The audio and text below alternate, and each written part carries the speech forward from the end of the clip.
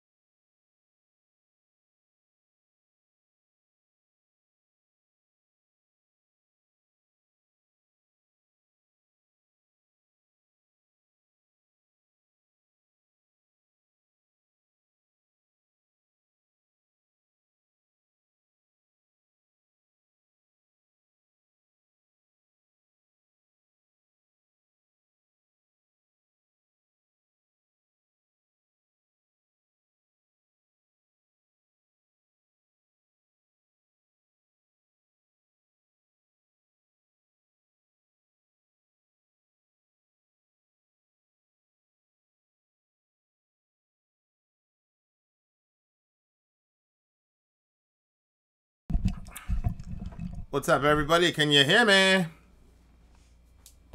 Can you hear me? Can anybody hear me? Hello? Is there anybody in there?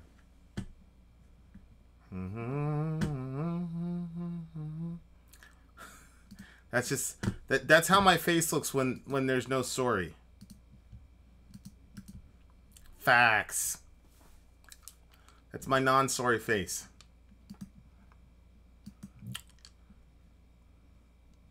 What's going on, Damon Sage? Thank you, Lunar. What's going on, Nexus? Hey, Nexus, Damon Sage, we're looking for you, my man.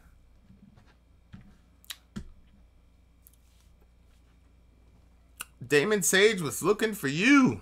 Quality's going down. We're down to 140p. Let's get it to go up.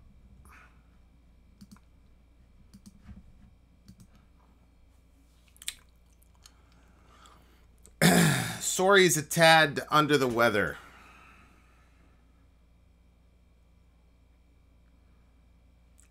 Nobody's there if you're talking about my head.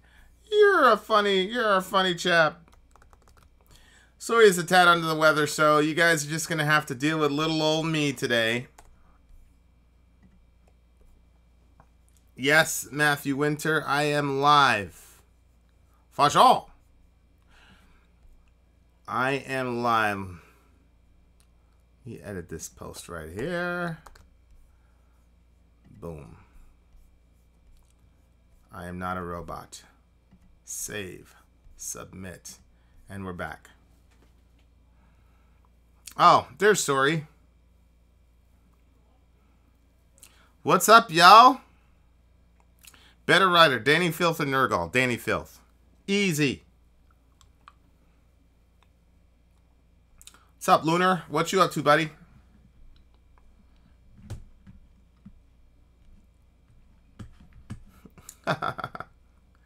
That's funny.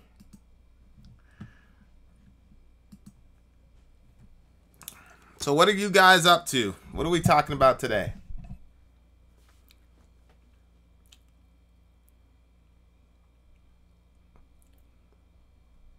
The Office. The only reason I'm saying that is because I haven't seen Parks and Recs, so I have no reference point.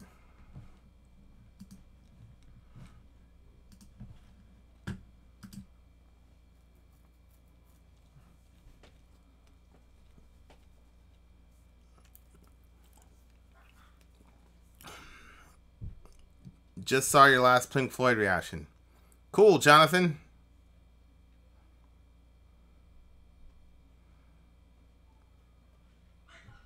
It's about as good as The Office. Whoa. I'm a bit skeptical of that. We'll have to see.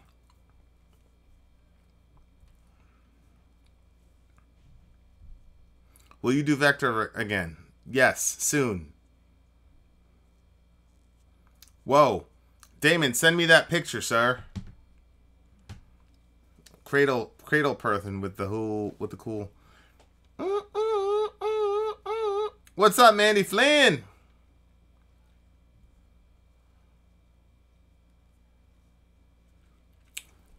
What have I been up to? Not much. Just working. You know, just working, grinding, doing what we normally do. What's up, TJ? You're not missing Fireside now. You're here.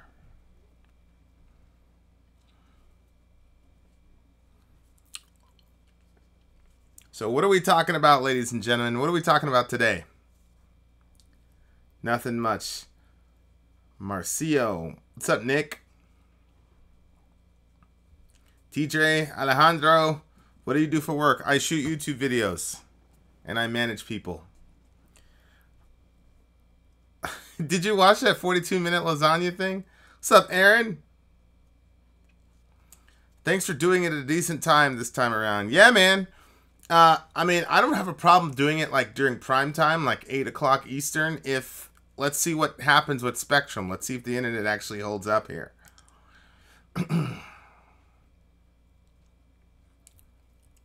No, I had a terrible trip. I thought the trip was terrible. I regret doing it.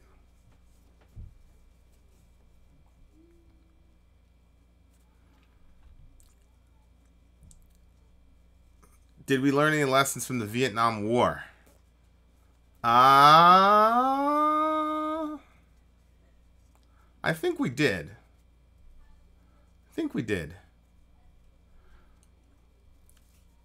Who is this Skillet band I keep hearing? Hey, it's Holly Hawks. What's up, Holly Hawks? Skillet is a Christian band that people want us to review. Ben Webb. I'm not a big fan of Skillet, but if there's like a growing sort of like review Skillet, we're gonna do it. But what are you gonna do? Stop requesting bad songs, you idiots. There's Ben. Don't worry, if Ben calls you an idiot, that's his love language. God almighty, Ben, you're the worst. You're the absolute worst. What a terrible person. What's up, Saga? New phone, who this? It's my big homie, Alec Ashmore.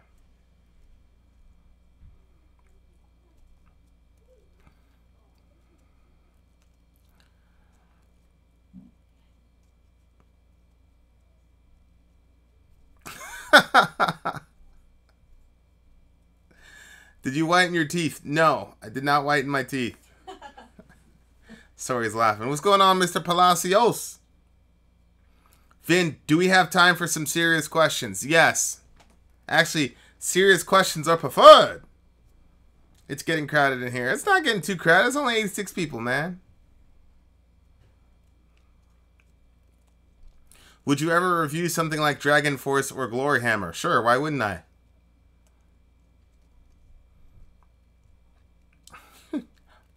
Why wouldn't I listen to those guys? For sure. Are you calling in, Ben? Are you going to call in?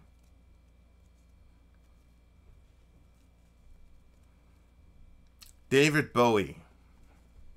That's actually very, very interesting. Somebody said something about David Bowie, and I said to myself, we got to do a Bowie song, and I never did. I'm very intrigued by David Bowie, because he's one of those, like, legendary people that I know nothing about.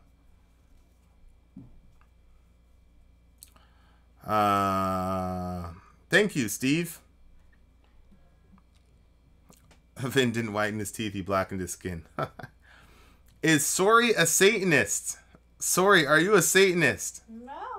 No. Satanist? Sori is not a Satanist. I'm a Christian, you weirdos. I'm a Christian, you weirdos.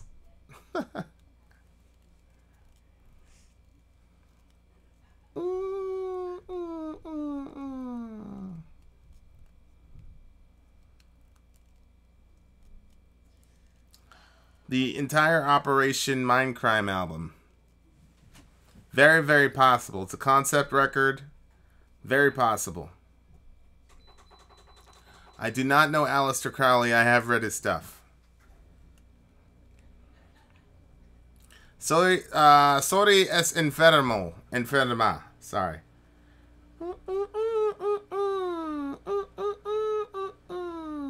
Has the head interview gone up yet? You know what? Babe, do I have clearance to release a head interview? Oh, yeah. Alright, I'm going to release it right now. It's actually a pretty good idea. Might flag people that you're live. I'm releasing it right now. So all the people in the live stream are going to go to the head interview. And public. It is up now.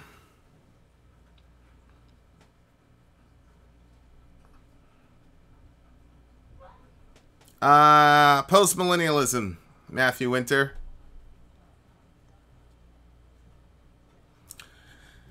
National Socialist black metal. So Nazi black metal, basically. I haven't done it yet. I'm not completely opposed to doing Nazi metal. Head from Korn, Jonathan Melton. As in Brian Head Welch.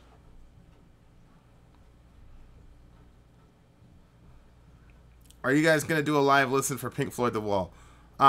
We already did a live listen for Pink Floyd The Wall, but it got blocked.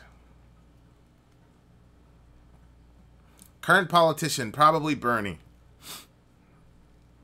What's up, Josh? Hey, buddy, we were out when your birthday came up. So if we were here, it may have been possible for us to have done that review. What's up, Culp? Have you recovered from all your numerous losses to me?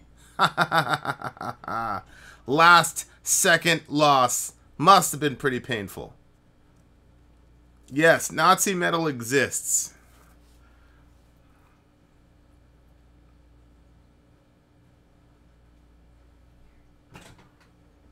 You're so reactive. Yes, I've seen the Jordan Peterson, Sam Harris discussions. I have seen them.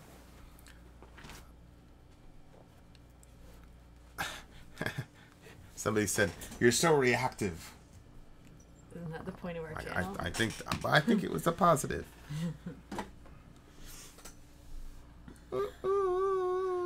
Most people did not see that coming.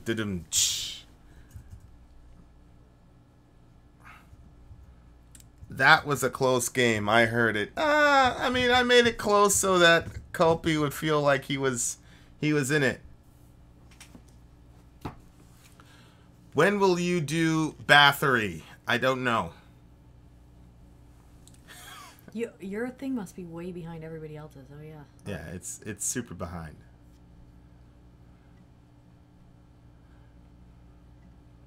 Oh, is that it? Mm-hmm. Okay. You're so reactive.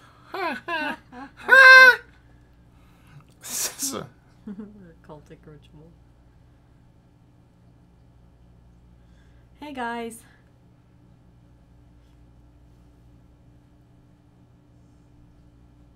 Wrong answer, Finn. I don't know what the answer was. Ben, I thought you had a serious question, sir. I think Khabib's going to take it, man. McGregor has been out. He hasn't fought in like a year. Last time he fought was, what's his face? I think Khabib's going to take it.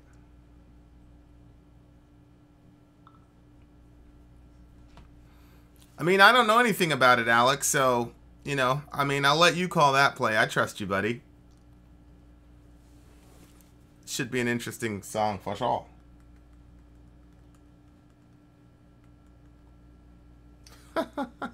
This is unheard of. I know. I don't give a fuck what it's unheard of. Yes, we would do I'm Not Jesus by Apocalyptica. A lot of it, guys, has to do with how frequently the song gets put up for review.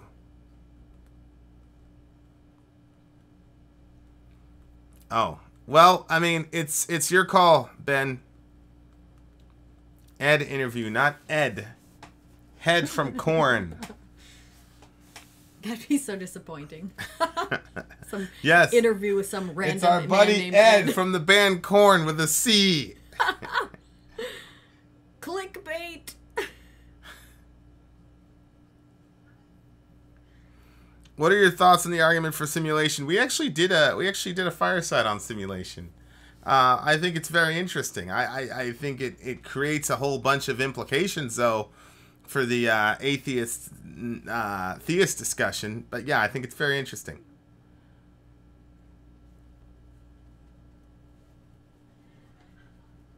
Creating a poll for songs on the website. I've got to see Hell is Real. Is that a statement or the name of a band or the name of a song or all three? Me and That Man, yes. I actually really want to do Me and That Man. I just haven't had a lot of Me and That Man requests.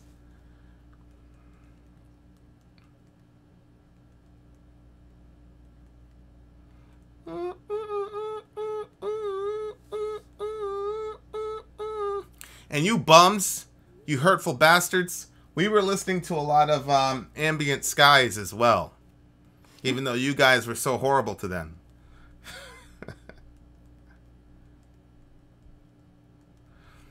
Do you think some girls have a sad boy fetish? It sounds nuts to me, but I think I've determined that it is happening to me and it irks me. Girls absolutely have a sad boy fetish. Absolutely. Why are you a sad boy?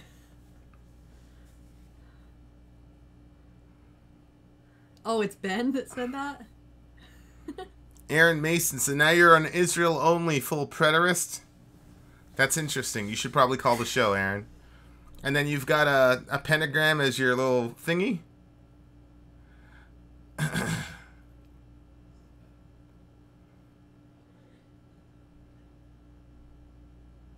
Do you still think Def Clock is the greatest band of all time? I never said Def Clock was the greatest band of all time. I liked Killshot. Thank you, Eric Hall. Thank you, Eric.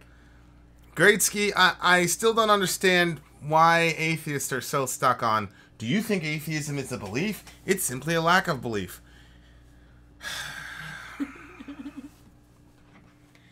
Get him, Vin. No, there's nothing to get. I'm genuinely confused as to why that distinction is so important to them. Like, I don't understand why that's important. Why is that important? I don't know. Like, we know you don't believe in God.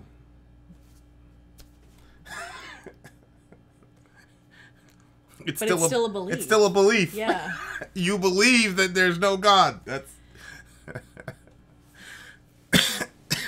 Serena, oppressed or just a snowflake? You can't tell... Who is oppressing her? And who is oppressing Sir? The other girl is a Japanese. She's half black, half Japanese, isn't she? Like, I'm sure she's experienced a ton of oppression herself. I just thought that whole entire meltdown was ridiculous. And then she was saying, like, she was fighting for women. Now, look, I'm a feminist. I'm more of a feminist than Sori is. So, like, if there is some shit where women are, like, being, like, screwed over, like, I'm the guy that's gonna go there and... But I was just completely confused. It's a women's tennis match. It's not like Serena was being slighted for a man. I mean, it's a women's tennis match, Serena. Like, I completely didn't get that. I didn't understand that at all. What do you think of Baha'i? I actually hung out with a Baha'i guy for for a while. It was really interesting. Really interesting guy. Very interesting stuff. Maybe Alec can call me and explain to me why that distinction is important. Yeah, so I don't think that what's her name, Serena, was being oppressed. Adam and Eve is mythology. No, I don't believe Adam and Eve are mythology. Lilo! I haven't talked to you for a long time, Lilo. Good to see you. All is well with me. It's just my girl is a little bit sick. A little bit sick. There is hell, Michigan.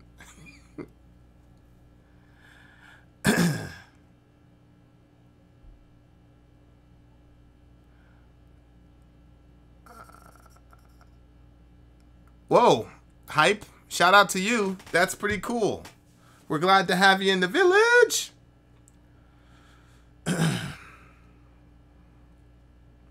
Okay, cool, Alec.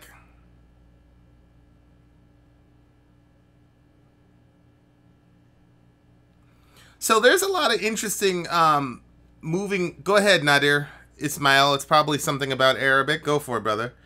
Thank you, Ernie Tackett. There's a lot of interesting stuff happening. Like, did anybody read that, like, Deep State article from the anonymous Trump guy that's saying, like, we're working to undermine him and all this shit? That was pretty crazy. Aaron Mason. I'm an atheistic Satanist, and my understanding of the Bible is Israel only, full preterism, former Protestant, fundamentalist, street-preaching Christian. I have a story or two. Whoa. Tom Brady is gay. I bet he is very happy. He's a multimillionaire. He's got 5 Super Bowl rings. He's going to this Super Bowl. He's going to win. We just got Josh Gordon. I'd be happy too if I was Tom Brady.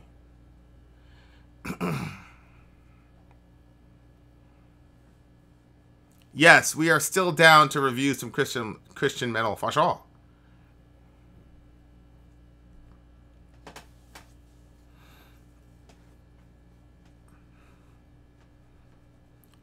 Nick, I'm sorry if swearing offends you. I am who I am, though. And I mean it. I am sorry if my swearing offends you. I hope we see a carnival reaction soon. I hope so.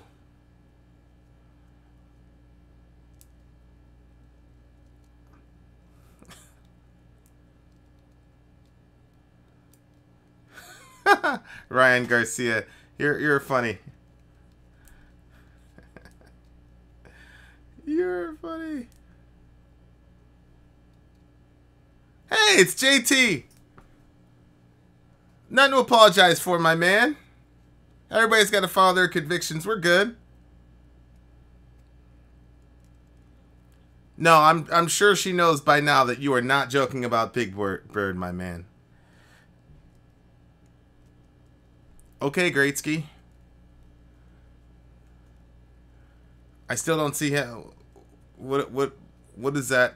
I still don't see how that nuance helps you at all.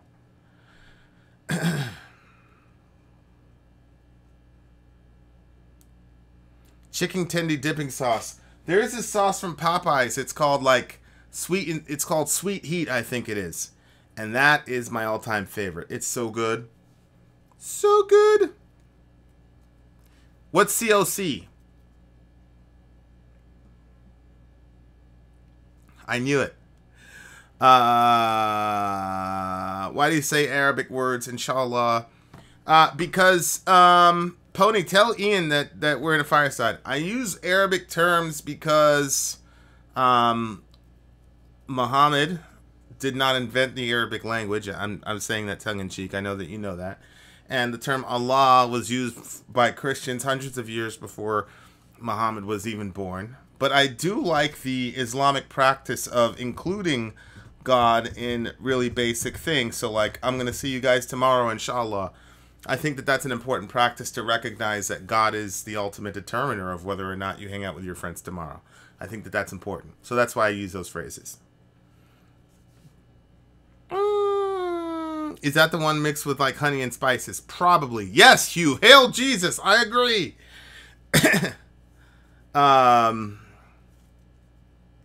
Corrosion of conformity.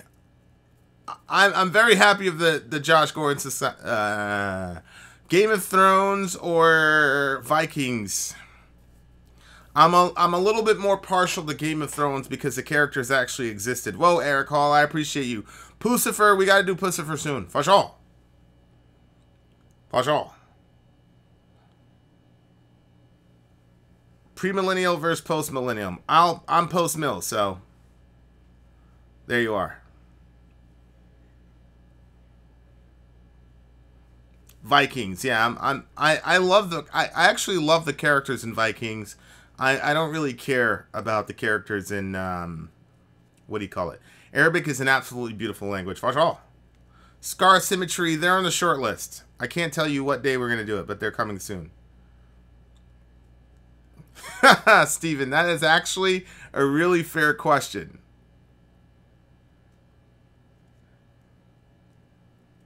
No, Lilo, the characters in Vikings actually existed.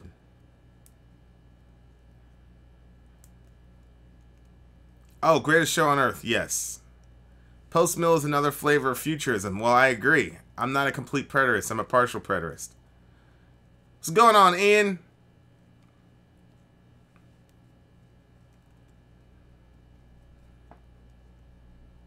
Do I like anything from Tech 9? I did a song one time, and one of my friends said I rap like Tech 9. I don't know who he is. Actually, I'm supposed to do a show on the 30th. So, I don't know. If I go, Sori will have that on cam for you guys. So you can see a live performance of Vin rocking the mic on stage.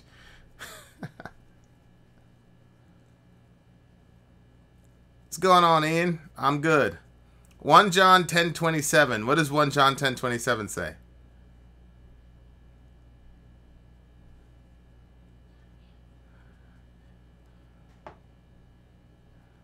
Sup, Germ? Is there anything you disagree with Jordan Peterson on? Yes, Tumba. I am a collectivist, and he's a radical individualist. He's also made some statements about the Bible and Christianity that are just false, but he doesn't have the background. So there you go. Your use of jihad confuses me. It means struggle, but has come to mean holy war against the infidel in the minds of the West. Neither means Christian soldiers take part in jihad.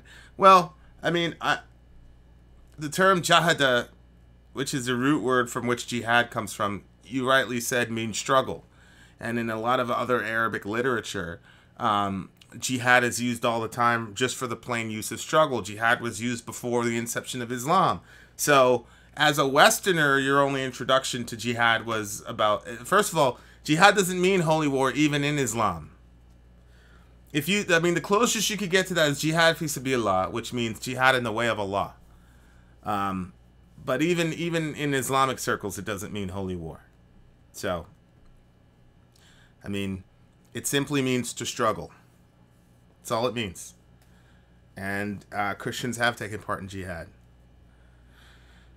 It's not an exclusively Islamic term at all. Aren't most psychiatrists radical Are we... Dude, I would love to have a karaoke night. Call in and sing a song, but you got to be dead ass serious about it. Great. And then God said, let there be metal. I agree. Or we could have people record their stuff and send it to us. Thanks, Graham. And then we could play it like one night at the fireside. We'll be like, all right, and now we're featuring this person. Where's Sori? What? Pony can actually sing, though. Any thoughts on the U.S. involvement in the bombing of Yemen? I think that we're horrible with Yemen. Absolutely terrible with Yemen. Like, I don't think we've ever done anything good there. We, I said in a couple videos ago, we just killed Alaki's entire family, pretty much. We killed a bunch of civilians. I don't think we should be in Yemen. Somebody said, why isn't Sori on this video? I feel gypped. I'm not feeling good tonight, so.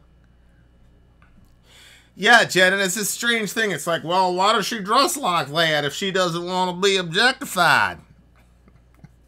She can dress any way she wants.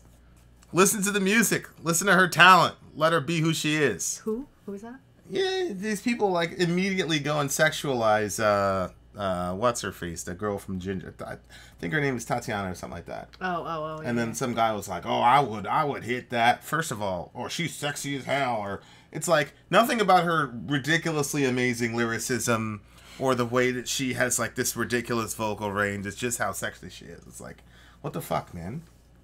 Like, you have the internet. If you need to, deal with your, sexual proclivities, go somewhere. But like, why does it have to get reduced to that every time there's an attractive woman? It's ridiculous. It's so offensive to me.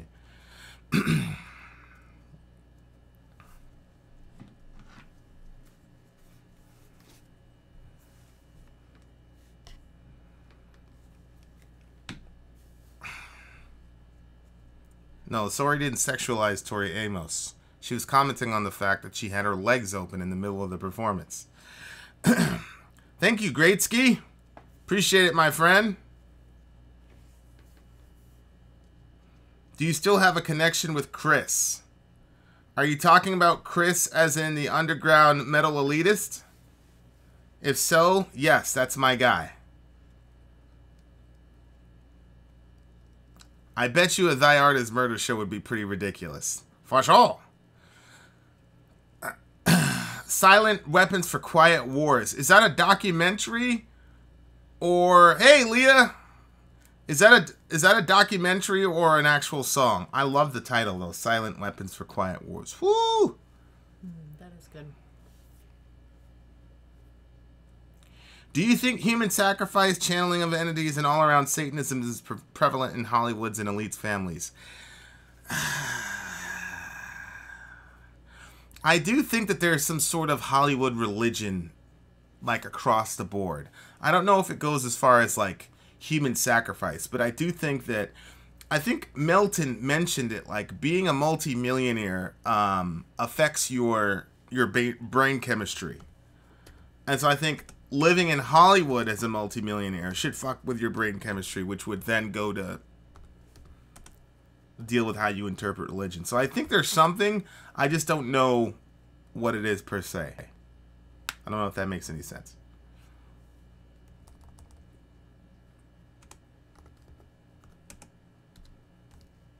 The Illuminati. Walaikum assalam. Scorpions are coming soon. What do you think of the demonization of Christianity in today's culture? Well,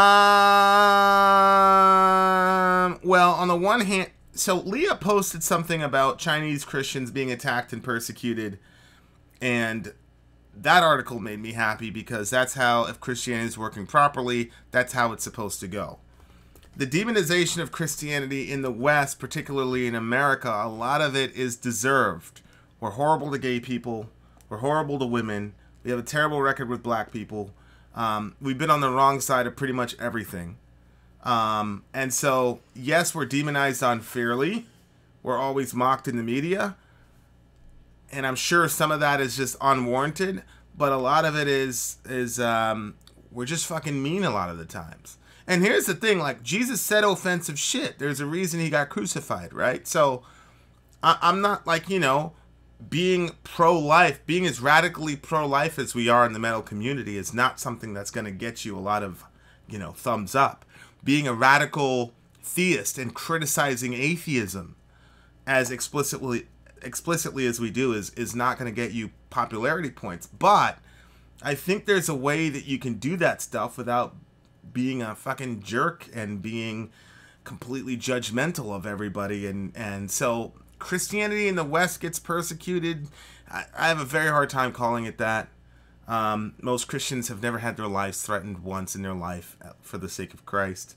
I think what Leah posted counts as actual real persecution. What happens in the West is basically, there's a passage in Corinthians where Paul says, if we had judged ourselves, we wouldn't be judged along with the world.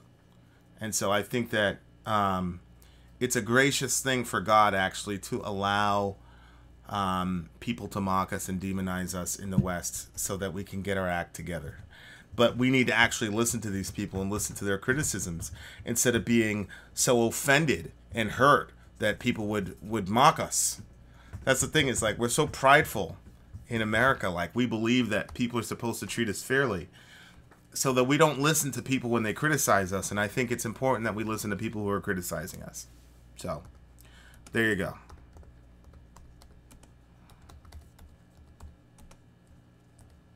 I had a fro. I had a Jimi Hendrix fro going on. For sure.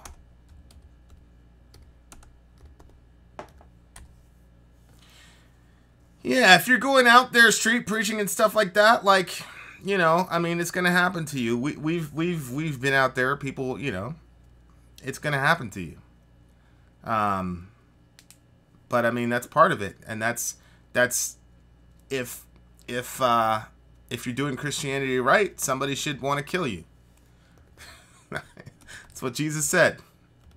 So there you go. Did you call it the fro shaw? that's a quote of the night. The heck is street preaching? It's when you preach on the street. What's your belief in the Illuminati? I do believe in the Illuminati. Yeah, that's also true, Melton. In China, they're persecuting our Islamic brothers and sisters as well. You can't hide that. That's a fact. It's not just Christians. Same thing with the USSR. They were fucking with Muslims just like they were fucking with us. So you're absolutely right on that. Vin, have you tried CBD? What's CBD? Do you believe that religions need to be exempt from taxation? It depends on what they're trying to accomplish, right? So, like, you going back to bed, babe? Yeah. We were in the downtown area, and it was literally 100% devoted to helping people. Like, literally 100% of the money went to helping people. None of us took a salary. So in that case, I think the government should leave us alone. But I don't think that if we're not doing that we should get a free pass. I mean, the New Testament never says that you should get an exemption. As a matter of fact, the only thing that the New Testament tells you about taxes is that you should pay them. So, and if the tax exempt status got revoked from churches, that's not persecution, FYI. Pay your taxes. That's what it says.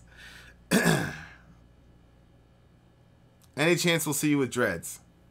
If I go full time, it's very possible. What's up, Doku? Welcome to the fam. Isn't Joel Osteen a billionaire now? What do you think of the modern state of Judaism and Jewish people? I think I think you have to broaden that.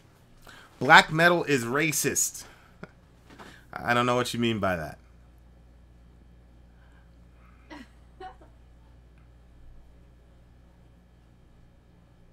Yes.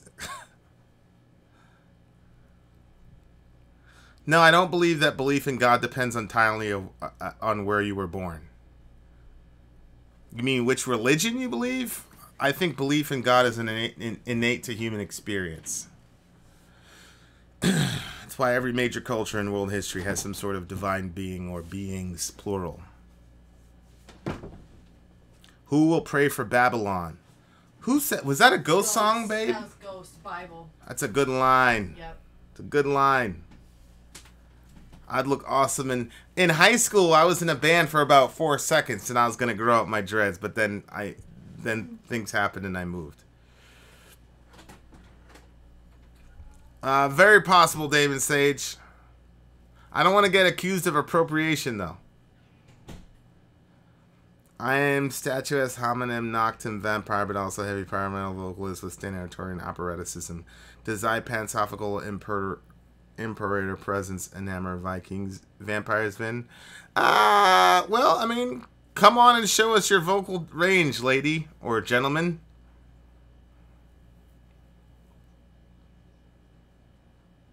Oh, I've never heard of this CBD that you speak of. I hope it accomplishes for people what... Hey, Ecstatics. Sorry to hear about your pup, man. That sucks.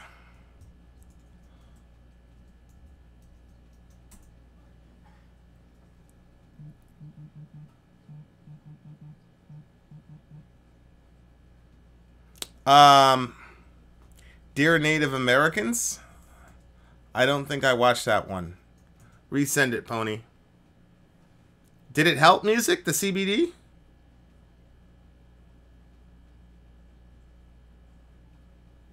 Do you think people like to believe that there's some sort of higher power? Does that comfort them in some way? Through most of world history, Leah, the belief in a higher power actually worked the other way. Most people were terrified of the gods. So that's why you have like sacrificial systems and things like that to appease the anger of the gods. Most people were terrified by the gods. So belief in God generally didn't comfort people. It actually traumatized a lot of people. The belief in God comes from an innate need to understand one's own purpose in life and ultimate destiny. Since we don't, we make things up to satisfy that need. I mean, making a positive statement doesn't prove that what you're saying is factual. That's your opinion. I was just saying, your question, Greatsky, of does your belief in God depend on your geography? I said no, because the data doesn't support that. Oprah Winfrey is in my book club. I don't know what that means. What does that mean?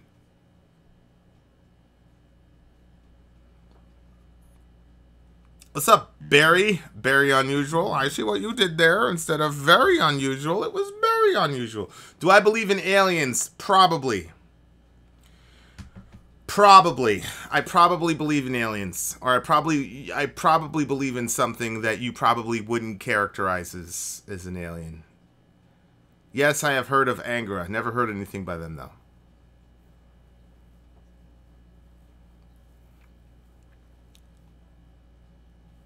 I'm sure Vin is ignoring Bathory. I'm actually not ignoring Bathory. How would Aboriginal tribes get saved? The same way everybody gets saved. Everybody who wants God has him.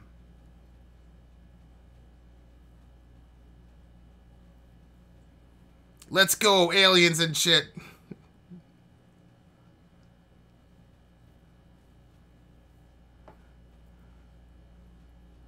Yes, I would consider doing another Thy Art is Murder reactions. Nancy Pelosi. That was fucked up, Leah. You should have said that about Nancy Pelosi.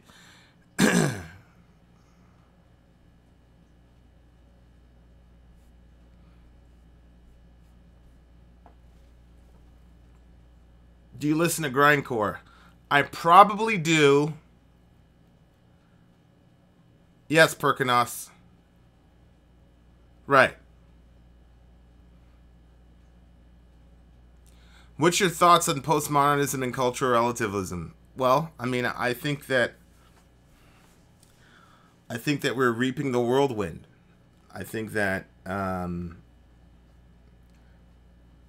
I think postmodernism and cultural relativism is probably the death knell of a society. If a society completely and totally adopts that, they're gonna die. And I'm not necessarily sure that that's a bad thing per se, particularly in the United States. Hey, Tasco. She's sick, so you're just gonna have to deal with me. No, I never said that. Are you saying what Jesus said, there's no way to the Father but through me? No, there's no, Jesus is the only way to the Father. What does that have to do with the Aboriginal people? If the Aboriginal people truly wanted God, Jesus would find a way to get to them. He's not hiding. Vin, what do you think was the point of change from inclining towards Protestantism to atheism, agnosticism in the Western world? Vin, in one of your reviews you said that there can be no knowledge without faith. What What did you mean by that? What I mean by that is you cannot have, there's a difference between knowledge and certainty. And so, you know, like in for example, you get on a plane and you know that the plane is going to get you from A to B. You know that there's a qualified pilot. There's a lot of things that you take on faith to function in the real world. You don't have certainty about any of those things. You're not certain that the plane's mechanics are working properly. You're not certain that that guy isn't high on heroin when he takes off. You're not certain about anything. There's literally millions of possibilities in a given day about life that you just have to take on faith. Otherwise, you wouldn't be able to function. So it makes me, you know, I was talking to Aaron Ron. He was talking to me about the Hammurabi Stela over there in the Louvre. And he was saying, we know that Hammurabi Stela's in the Louvre. I said, how do you know that? He said, because the scholars said it was. Well, how do you know that they're right? Well, I'm not saying that Hammurabi Stela's not in the Louvre. It probably is, but he's taking that by faith. We take a lot of things by faith. We make knowledge claims. Most of the knowledge claims that we make are impossible to make without faith being infused there somehow. So that's what I meant by that.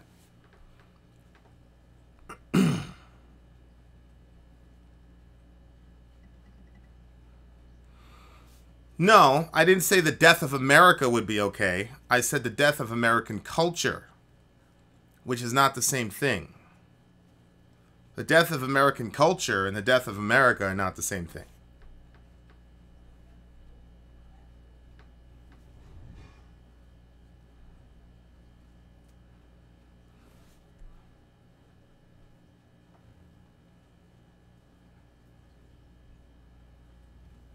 So an Orthodox Jew who is a complete saint, never lied, cheated, always helped old ladies, etc.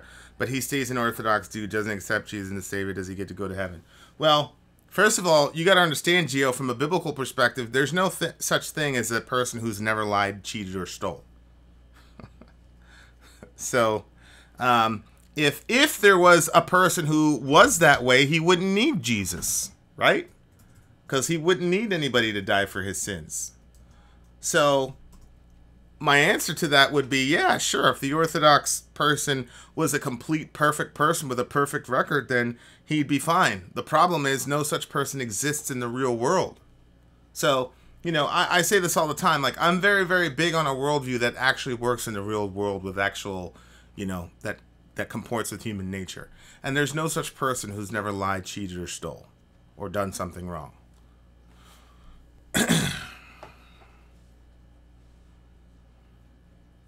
React to the wrong side of heaven by 5-finger death punch. We've done that before.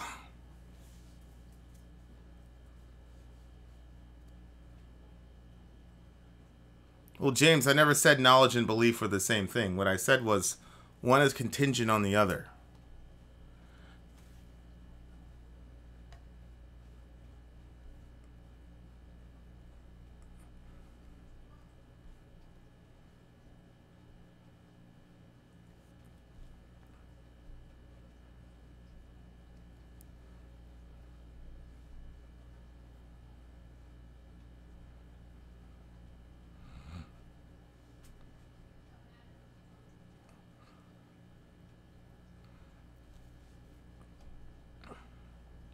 Well, Mr. Maki, you rudely interrupted a previous discussion. Somebody asked me a very, very specific question, and I gave a very, very specific answer.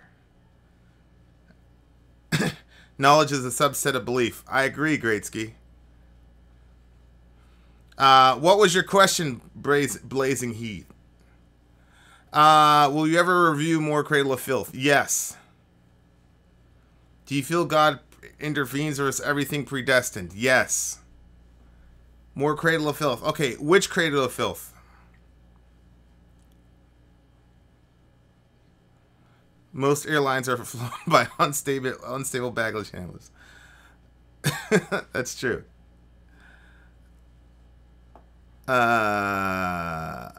Vin, we still need to talk about anarchism. Can you give advice for someone who feels finding God will help them, but for whatever reason they struggle? Yeah. There's a couple things that I do when I'm struggling. What I do is I go back to the promises, right? So there's a few really, really good promises that I hold on to give myself hope and hope for my friends and hope for the whole world. And there's one in Deuteronomy. It says, "You will seek me and find me when you seek me with your whole heart. I will be found by you, says the Lord." And so it's like, okay, if he guarantees me that if I go after him, I'm going to find him. And then the other one is that in Acts chapter 17, where Paul says that God put everybody where they are in the time period that they are, so that we might seek after him, though he is not far from each one of us. So that tells me that he's not far from us. So if I seek him with my whole heart, I'm going to find him because he's not far from me. So if it seems like you're looking and you're looking and you're looking and you haven't found him, keep looking. Then there's another passage in Job 33 where a person is complaining that God's not speaking to them. And the response is, why do you protest against him, saying he will answer none of man's words, i.e. he's not speaking to me? For God does speak in one way and in two, though man does not perceive it. And so, in a dream and a vision of the night when deep sleep falls upon men. So the point is that if we seek him, we'll find him. He's close to us. He's not far away. And he may already be speaking to us. For example, the circumstances that brought you to the channel and brought you to this conversation, right? God might be speaking to you through all those things. So that's what I'd say. Keep it up and give me an update in 2 weeks. See what happens. Nymphetamine. Everybody talks about.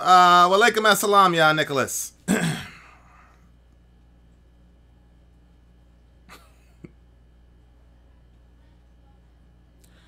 What do you think the point of change from inclining towards Protestantism to atheism, especially in the UK?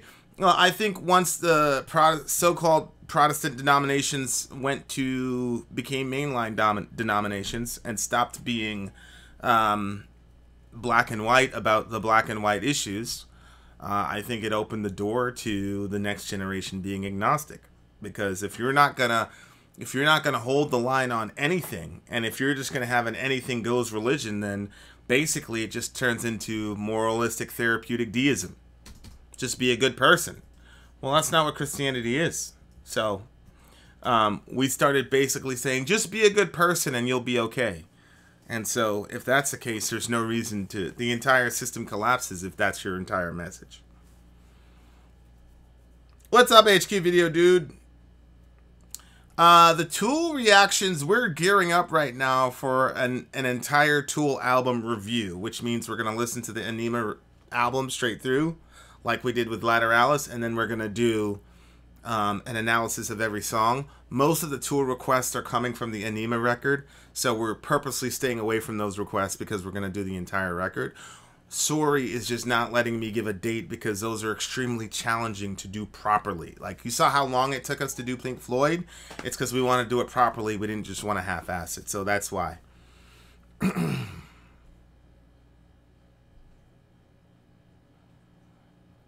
All right, Dan. See you soon, buddy. Can we get a Midian album review? Right. I agree with you, Ben. Mind Crime, I think, is a really big up there as far as a competitor. Are you going to do more Cannibal Corpse? We have never done any Cannibal Corpse. So,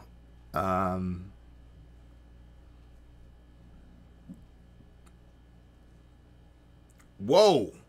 Silent Weapons for Quiet Wars is a plan to permanently shift the global wealth from the undisciplined and irresponsible many into the hands of the self-disciplined, responsible, and worthy few. Yikes. That's not good.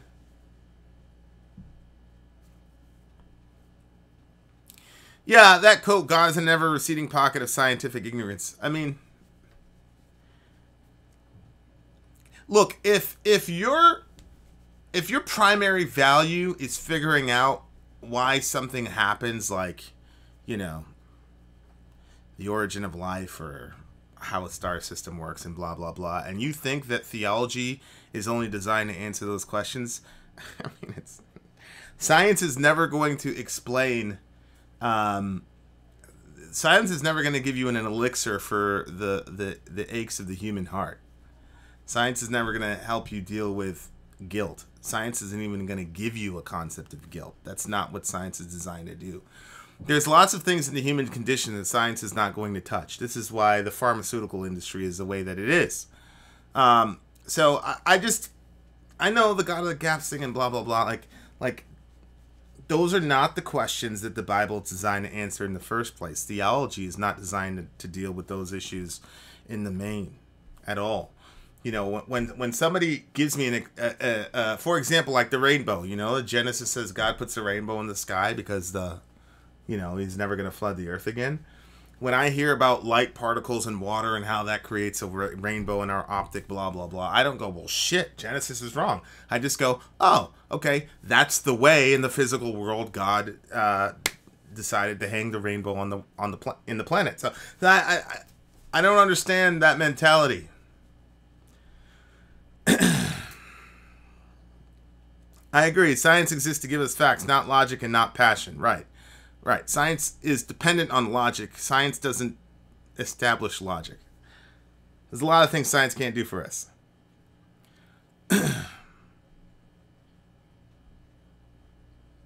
How would you advise someone who struggles to read with taking in the whole Bible?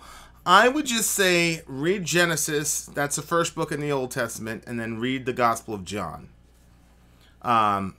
Read those two books. And the reason I'm saying that is because those are two books that I spend my life in.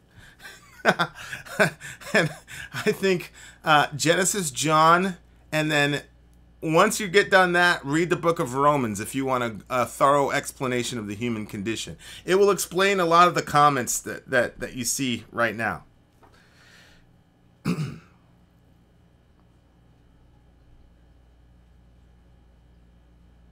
There you go, Ian. That's a sign, my brother.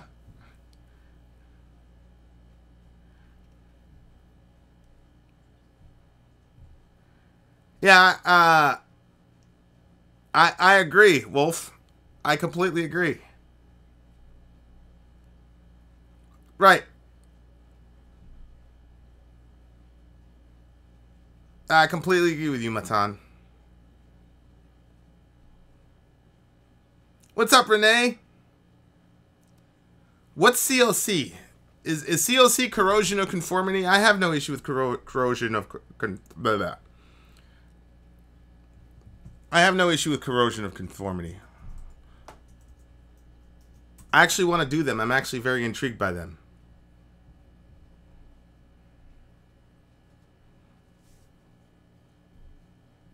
Philosophy is not the source of logic.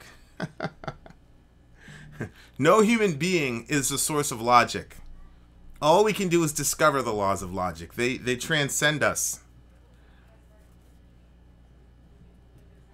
Would you do some video playing some game? Yes. I would. I'm trying to get Twitch fixed. What's up, Mike? I'm trying to get Twitch fixed, and I'm pretty much 90% of the way there. So, yes.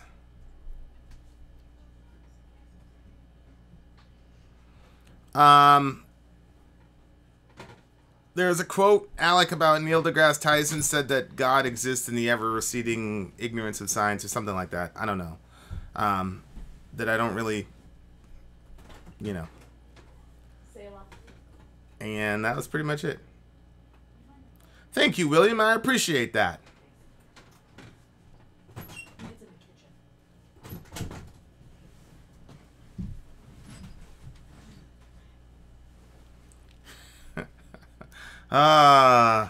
Lilo.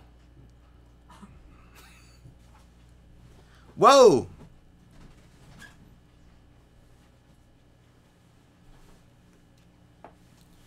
Well, yeah, schismatic. But I think with Maynard, like, there was a progression, you know, because with Judith, it was just very lashing out at religion. You know, fuck your God, all this. And I think, you know, he made some sort of peace with his mom and peace with his mom's religion. And if I'm being super optimistic, he's on the road to making peace with his mother's God, right? So, like, there was like I think Maynard saw that, yeah, even though she kept her faith in God, which pissed him off at Judith, that faith sustained her in the darkest times that she had. And so what did she have without it? And so I think in Wings for Marie, he was able to kind of make peace with it. I thought it was one of the most brilliant moments in music history, and I'm blown away that that's catalog of songs is not like the holy grail of music, because I think he I agree with you. The nuance and the discipline and the restraint he showed in that record was amazing. Thanks, Sarah Palma.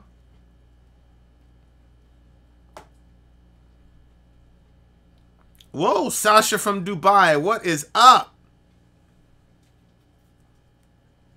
Well, yeah, I'd love to discuss toxic masculinity in metal. I mean, look, as a husband of an extremely beautiful woman who does a metal reaction channel, here's what I'll say. For the most part, there have been a lot of the dudes here have been great, respectful. Winter, Aspie, Ben Webb, Jay. I mean, I could go on and on and on and on and on. Have been awesome. But there isn't one day when there isn't some crazy, ridiculous comment about Sori. Insane. It's like unbelievable. Whoa, Overshadow Sean. That's crazy. I'll fight any motherfucker.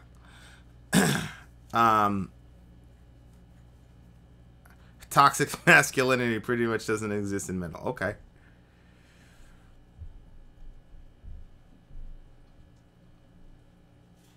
Nicholas, I believe that everybody who wants God will have him, which means they go to heaven. So if a mass murderer was to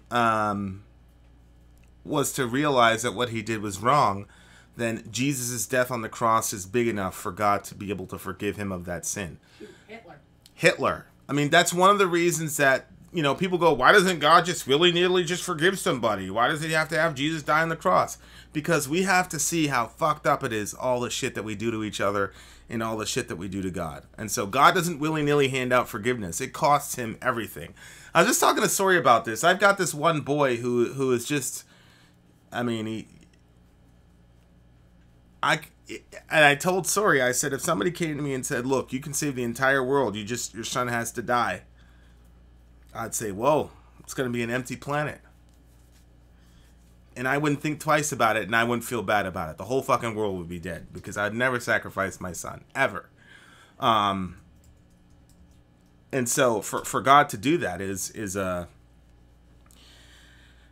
it shows us how terrible our crimes are. My point is that, yes, the cross is big enough to handle even a mass murderer going to heaven, for sure, if he wants God.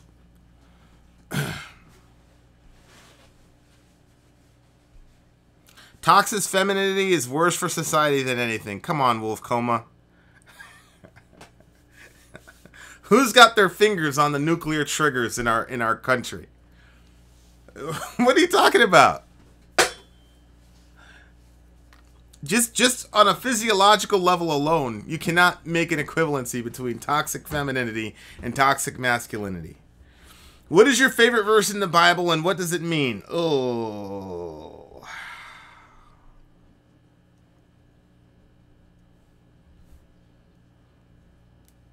Gosh.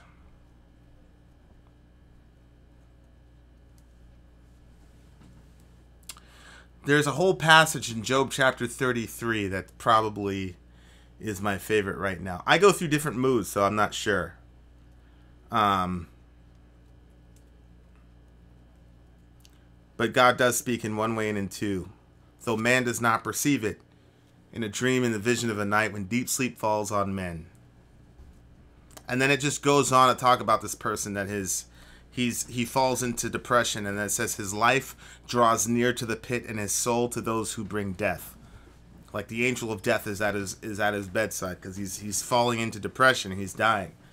And then it says, but if there be an angel, a mediator for him, 1 of 1,000, to declare to man what is right for him, and he is gracious to him, and says, Redeem his soul from going down from the pit. I have found a ransom. Let his flesh become fresh with youth. Let him return to his youthful vigor. And here's my favorite part. Then man prays to God, and he accepts him.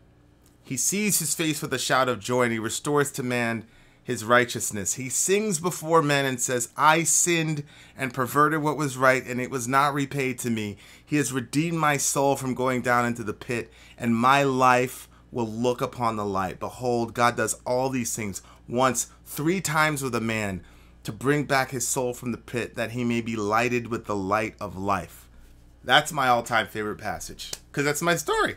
It's like edge of depression, about to die, boom, and then you don't feel like you need to pretend that you're a better person than you are. He sings before men and says, I sinned. He's singing about how bad he is as a person because he knows he's forgiven. That's my favorite verse. I love it.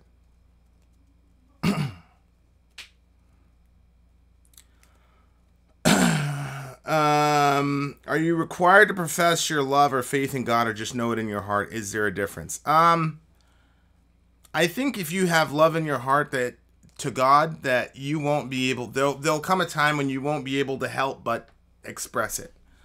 Like, I've never heard a hardcore Metallica fan say, I love Metallica, they changed my life, but I'm going to keep that to myself.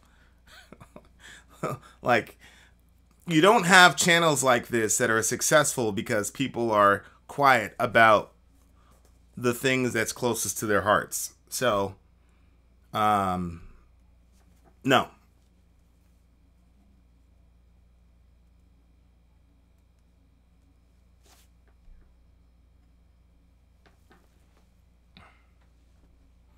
What if expressing your love in God would ruin your image? Good.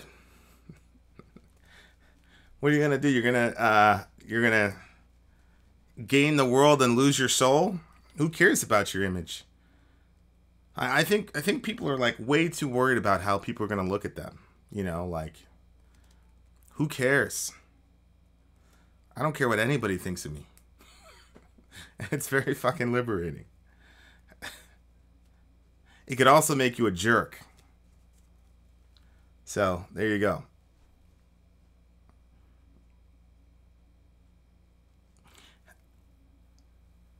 Hey, 7 fan. Goodbye to you too, buddy. Some people's careers are based on image. I know, but, like, I don't know. To me, that would be just soul sapping to not do that. What's up, Ian Aspie? I appreciate you, buddy. Whoa, Mr. Diaz from Mexico. I'm a fan. I'm a fan of you, my guy. We don't have fans. We have villagers. Villagers! How do I keep a happy relationship with a girl? Be honest with her. What NFL team do you despise? I don't despise any NFL team. I'm a Patriot. We're going to beat them all. So, I don't hate any of them.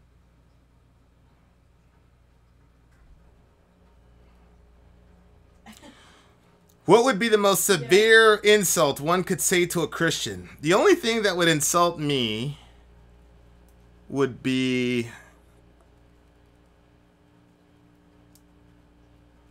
cowardice. The accusation of cowardice would insult me as a Christian. Like that you're compromising who you are because you're worried about being friends with people.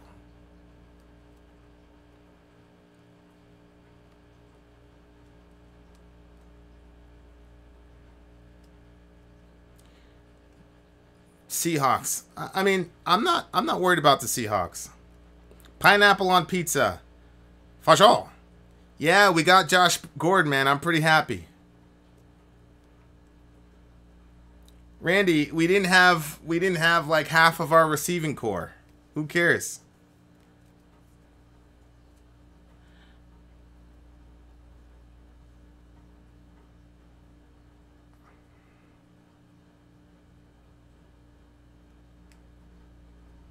Yeah, Gio. I mean, that's a tough question. I think for me, it's It's God gave everyone life, and he doesn't owe a next breath to anyone. I mean, that's the quickest way I can say it. If I loan you $20 and I say, look, use this $20 for good, and one day I'm going to come and collect it back and see what you did with it, I've done you no wrong by collecting it, you know, the next day or in 5 days or in 5 years. So, now if somebody else comes and steals your $20, then obviously they've done you wrong, because they don't own that money, so they had no right to take it from you because they're not the one that gave it to you.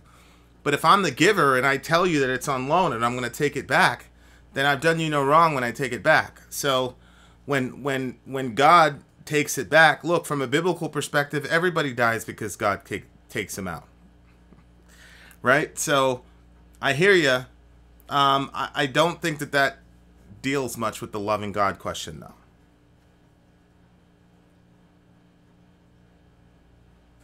JB. You're a coward for ignoring criticism you can't defend.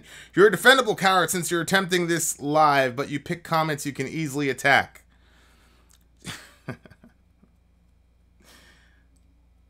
You know, it's really interesting to me. I had a 2.5 hour long conversation with with Arn Ra, who was at the time the atheist whatever of like 48 out of 50 states in the United States.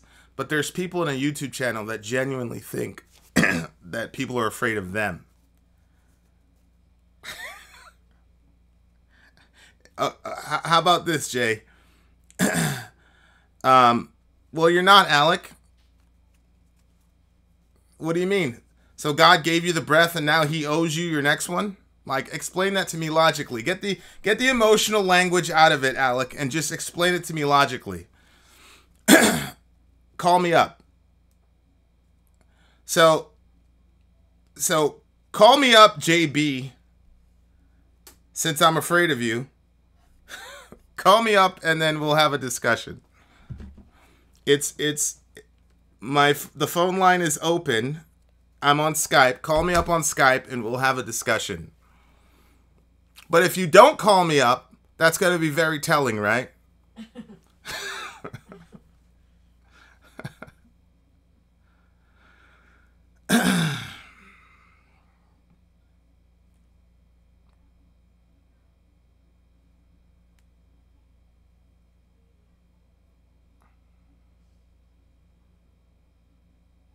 Right, I'm looking forward to it too, Ian.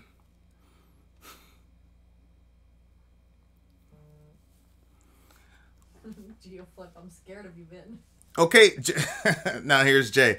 I didn't say that. I just said that you pick your comments. Okay, well, Jay, call me up, and then we'll have a discussion about these comments. You're probably not gonna do it, huh? Okay, let's move on.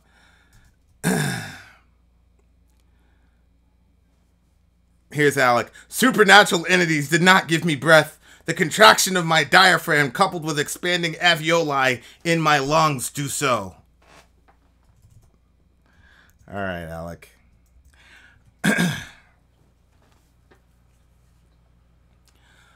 Ooh, Ulf, I would love that. I am a large, and if you could get my shield maiden one, she's a medium. No, yeah, probably.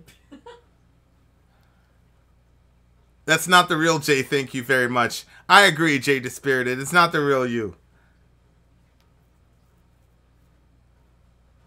Do you actually think less of a person if they're atheist? I don't know. I mean, they're my best friends on the channel. So, well, I love you too, JB. I just, you know.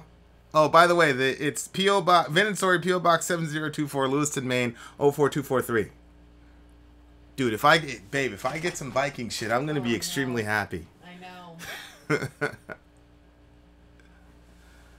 gonna come lean on you for a little bit. Yeah, all our good friends in the channel and are on Patreon, they're all atheists.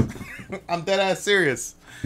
And I've gotten some amazing gifts in the mail from atheists. So, the only people I've ever really been hard on personally have been Christians. And I'm working on being more patient with my brothers and sisters. Yes, Winter, we are our friends too. Why don't you care what others think of you? Because the scripture says the fear of man is a snare. Like it's a trap. Fear of man. Like if you fear man, if you're worried about what men think of you, then it's a trap. Mankind. Mankind, men or women. Yeah. That's why it says to fear God. Now, fearing God doesn't mean that you're terrified of him. It means that you're worried about God's opinion of you. And God has already spoken his opinion about me. He's made me perfect in Jesus.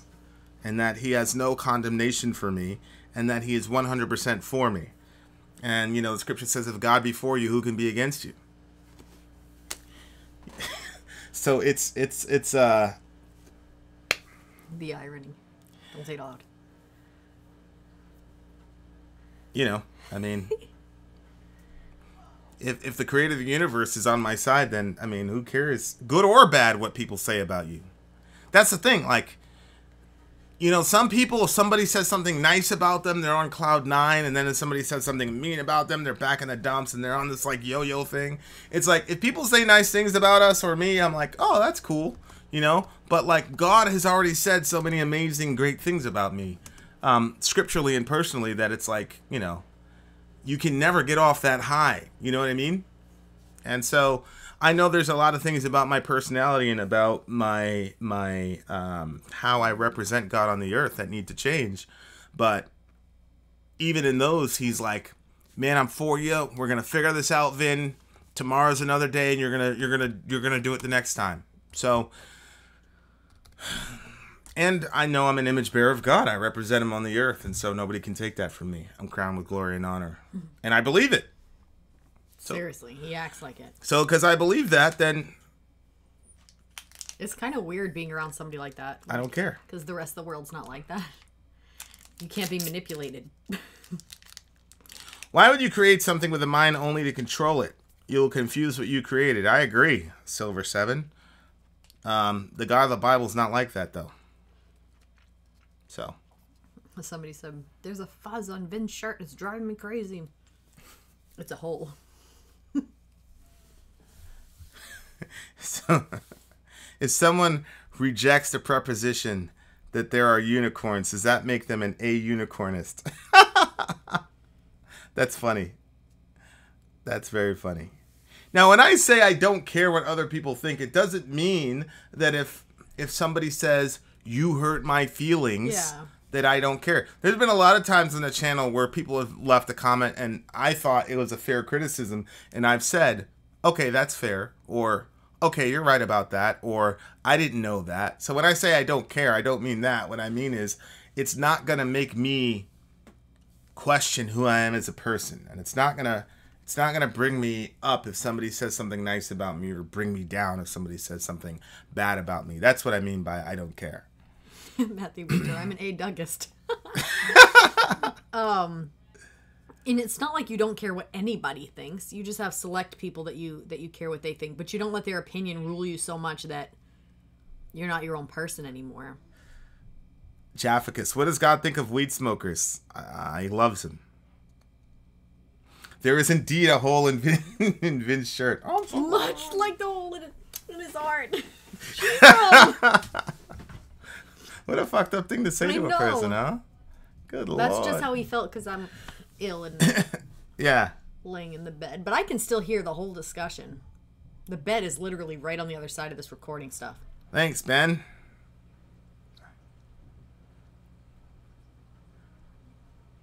Flying. Obviously, Mustard Tiger. Flying.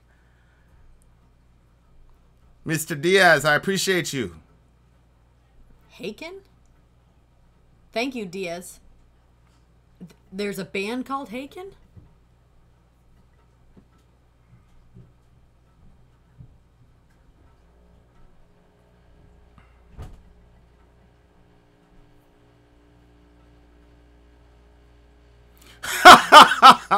Perkinos, thank you. What? Oh. It's amazing to me. Then I'll say, have you read any historical atheists? Why should I read historical atheists? They're all bad. Hey, Perkinos said it, not me. Don't come after me. Perkinos said it. He gets the quote of the week. Oh my gosh. Thank you, Josh. I appreciate you, brother.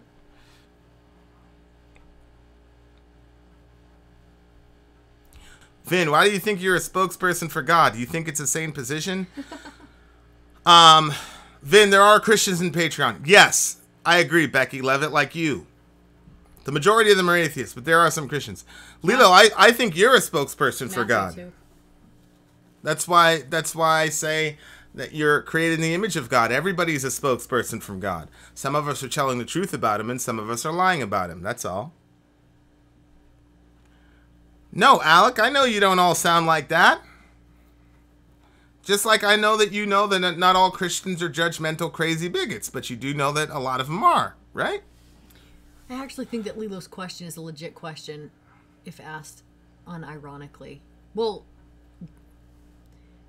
for some reason, God speaks through people, like all through, the Bible. You hear of God speaking through people. That's not actually a unique thing. What's crazy is that God would even do such a thing, because we're just like this human being that sins against him or hates him or whatever, but still he'll say stuff through all of us. Like he speaks things through us.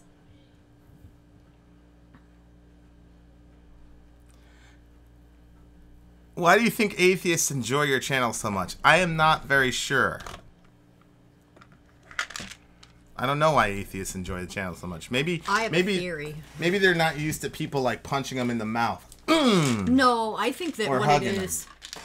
I think that what it is like the Bible says that like people know that God exists. So even if somebody's saying that they're an atheist, this is my thought. I mean, I don't know what you would say, but I think that there's something within us, our spirit, that wants more or wants something. And I think the way that we do our channel, we're not trying to convert anybody. We're not trying to shove it down everybody's throat. We're just being ourselves. And I think that people appreciate that type of spirituality where they can kind of look in at it, but they're not having to be like forced or,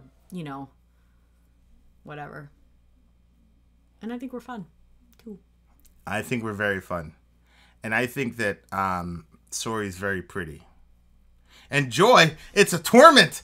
I simply do not know if throw Vin under the bus and let him be devoured by blind faith or not. Same with Sori. Okay, so Lilo's in the channel under great personal torment, but she's on the channel to rescue us from our blind faith. She's trying to rescue us? Yeah. Lilo, you should email us. vinandsori@gmail.com. As far as did God create autism, I think that, so from a biblical perspective, Elliot, we're not reacting right now, though. We were all created perfect, and because of sin, it affected everything in the natural world, including things like genetics and things of that nature. And so your autism or my hereditary depression are consequences of the fall. However, God's got a decision to make. He could solve the problem immediately and fix my depression or your autism immediately, or he can find a way to redeem the world, literally save the world through autistic and depressed people. And I think that's a better story. And so he could cure you and I tomorrow.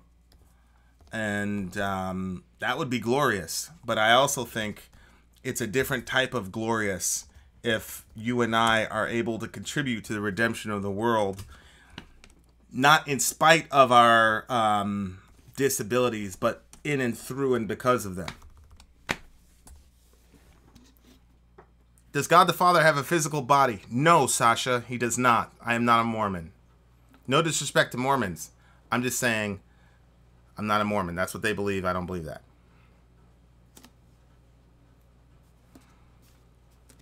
Lots of chats happening right now. Yikes.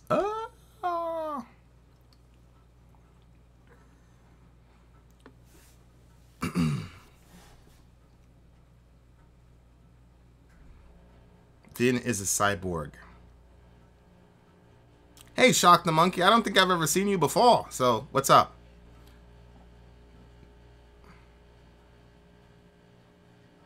Yes, TJ, the soul is attached to the physical. What's up, Dylan? Hey, Apulure.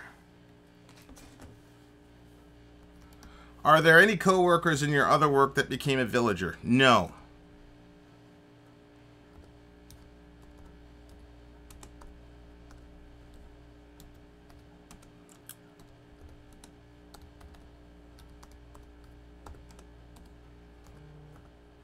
Dude, Ben, that kid missed 3 field goals in a row. I think they cut him.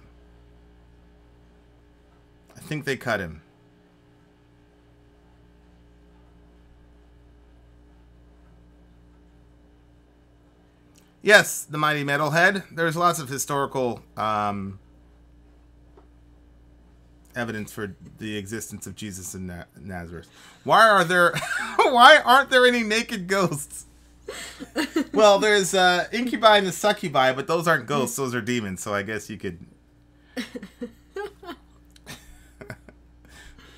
Why do you even want to see that?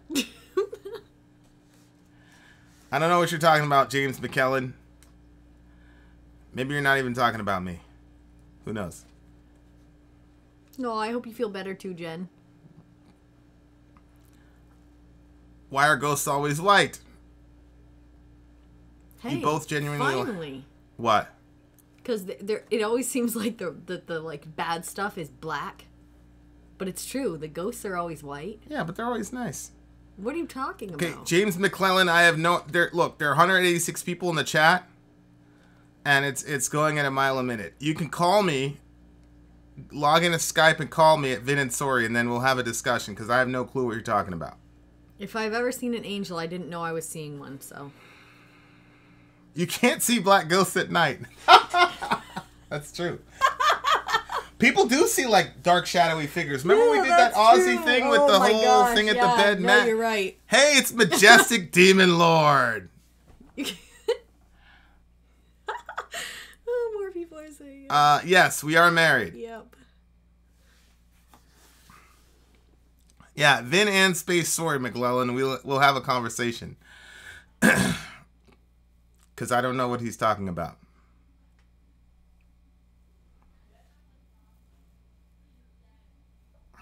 Job, a comedy of justice. That's very interesting. Yeah, Tumba, I'm not sure that...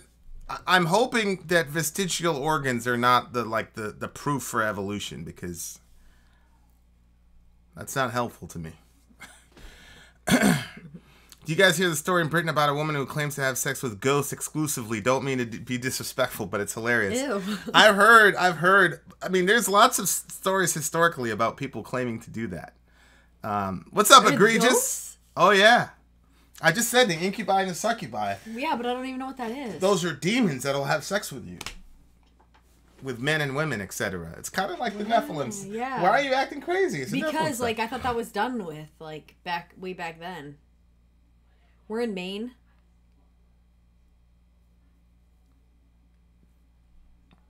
In your dreams, yeah. Who's mad? Maybe I look mad. I just don't feel good. Don't fear the reaper.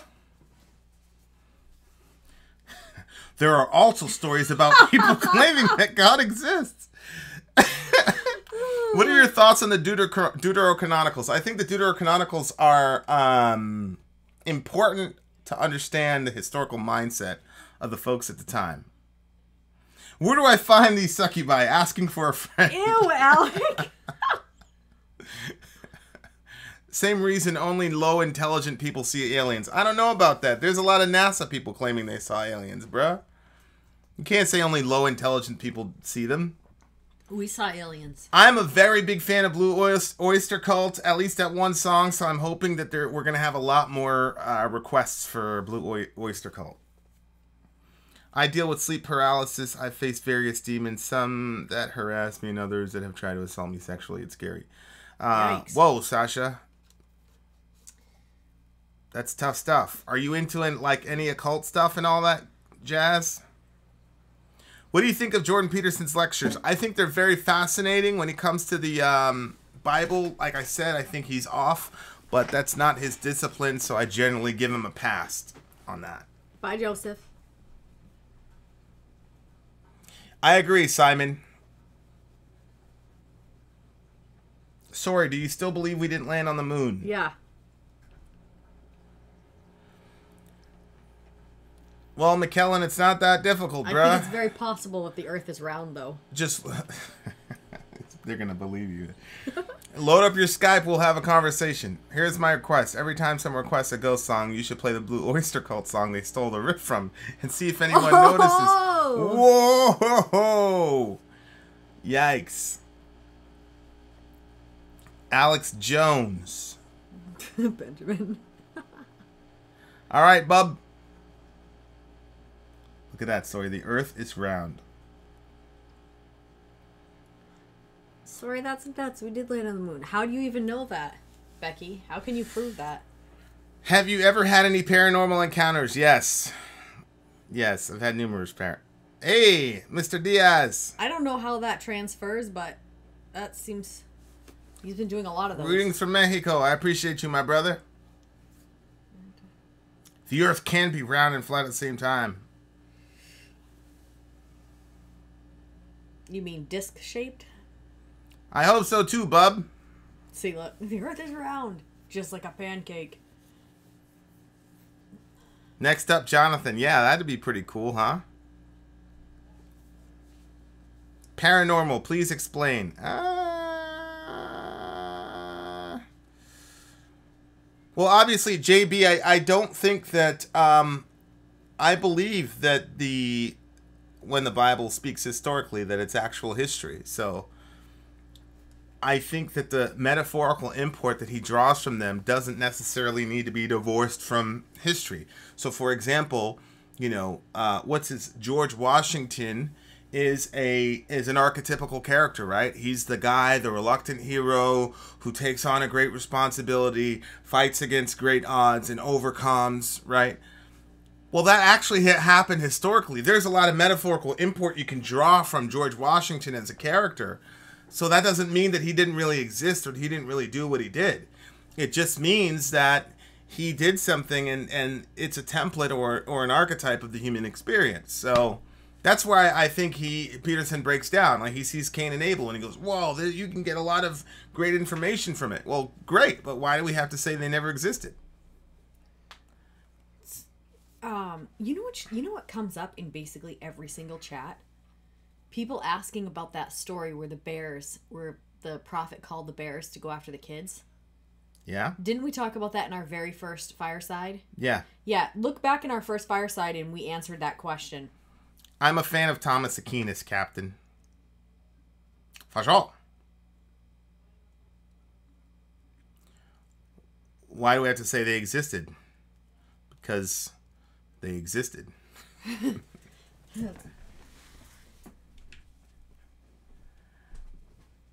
Looking forward to the new Slipknot album. I think that we're going to probably do a live listen of the Slipknot record when it comes out.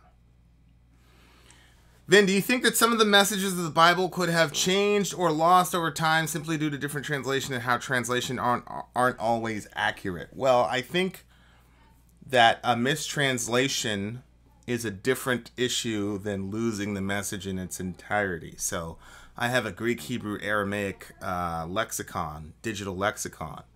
So I can look at, for example, in the KJV in Acts where it says, we fetched a compass. Well, the Greek actually means we went around the island. So fetched a compass in Old English meant to go around an island. Fetched a compass in modern English means to go and get a compass, right? And so you would have that discordant understanding there. So having a Greek, English, Aramaic, Hebrew lexicon is very, very, very important if you want to understand what the Bible says. What's up, Matt RC? Appreciate you, my guy.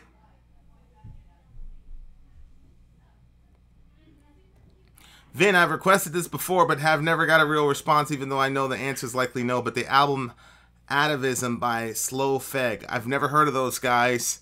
I think, Ben, you're going to have a very hard time getting enough requests to justify an entire album review. Do you guys believe in other gods? People believe in other gods in other cultures. Do you believe in any of them? If not, consider yourself an atheist. Greatski, that is such a stupid argument. I love you, but I think that's the dumbest argument I've ever heard in my life. That's one of them.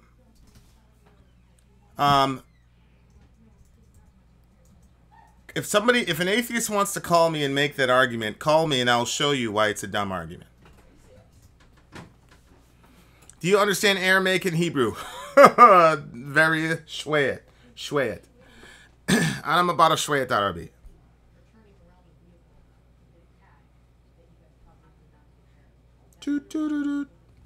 Since you're a lover of reading, have you read The Ones Who Walk Away from Omelas? No, I've never read that. Who did that?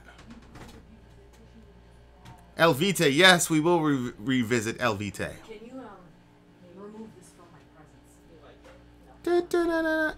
Hey, buddy, your boy Russell Wilson just threw a pick 6, sir. Are you serious? Yeah. Are you serious? Yeah, my son's a complete Russell Wilson fan, so he's completely ruined now.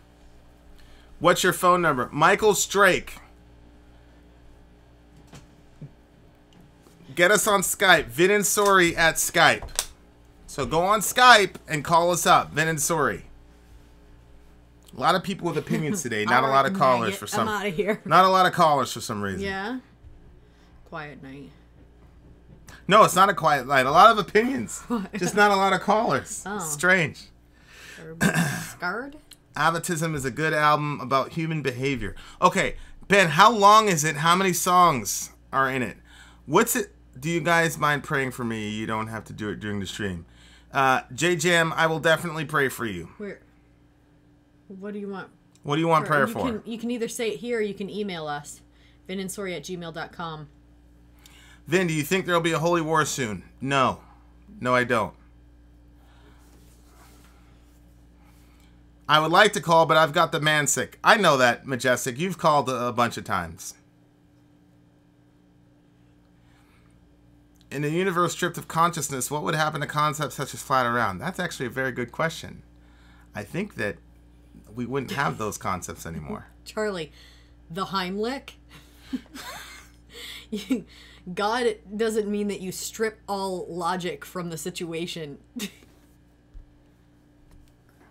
You know, only one person can give you the Heimlich, so the other people can be praying, so we'll take both.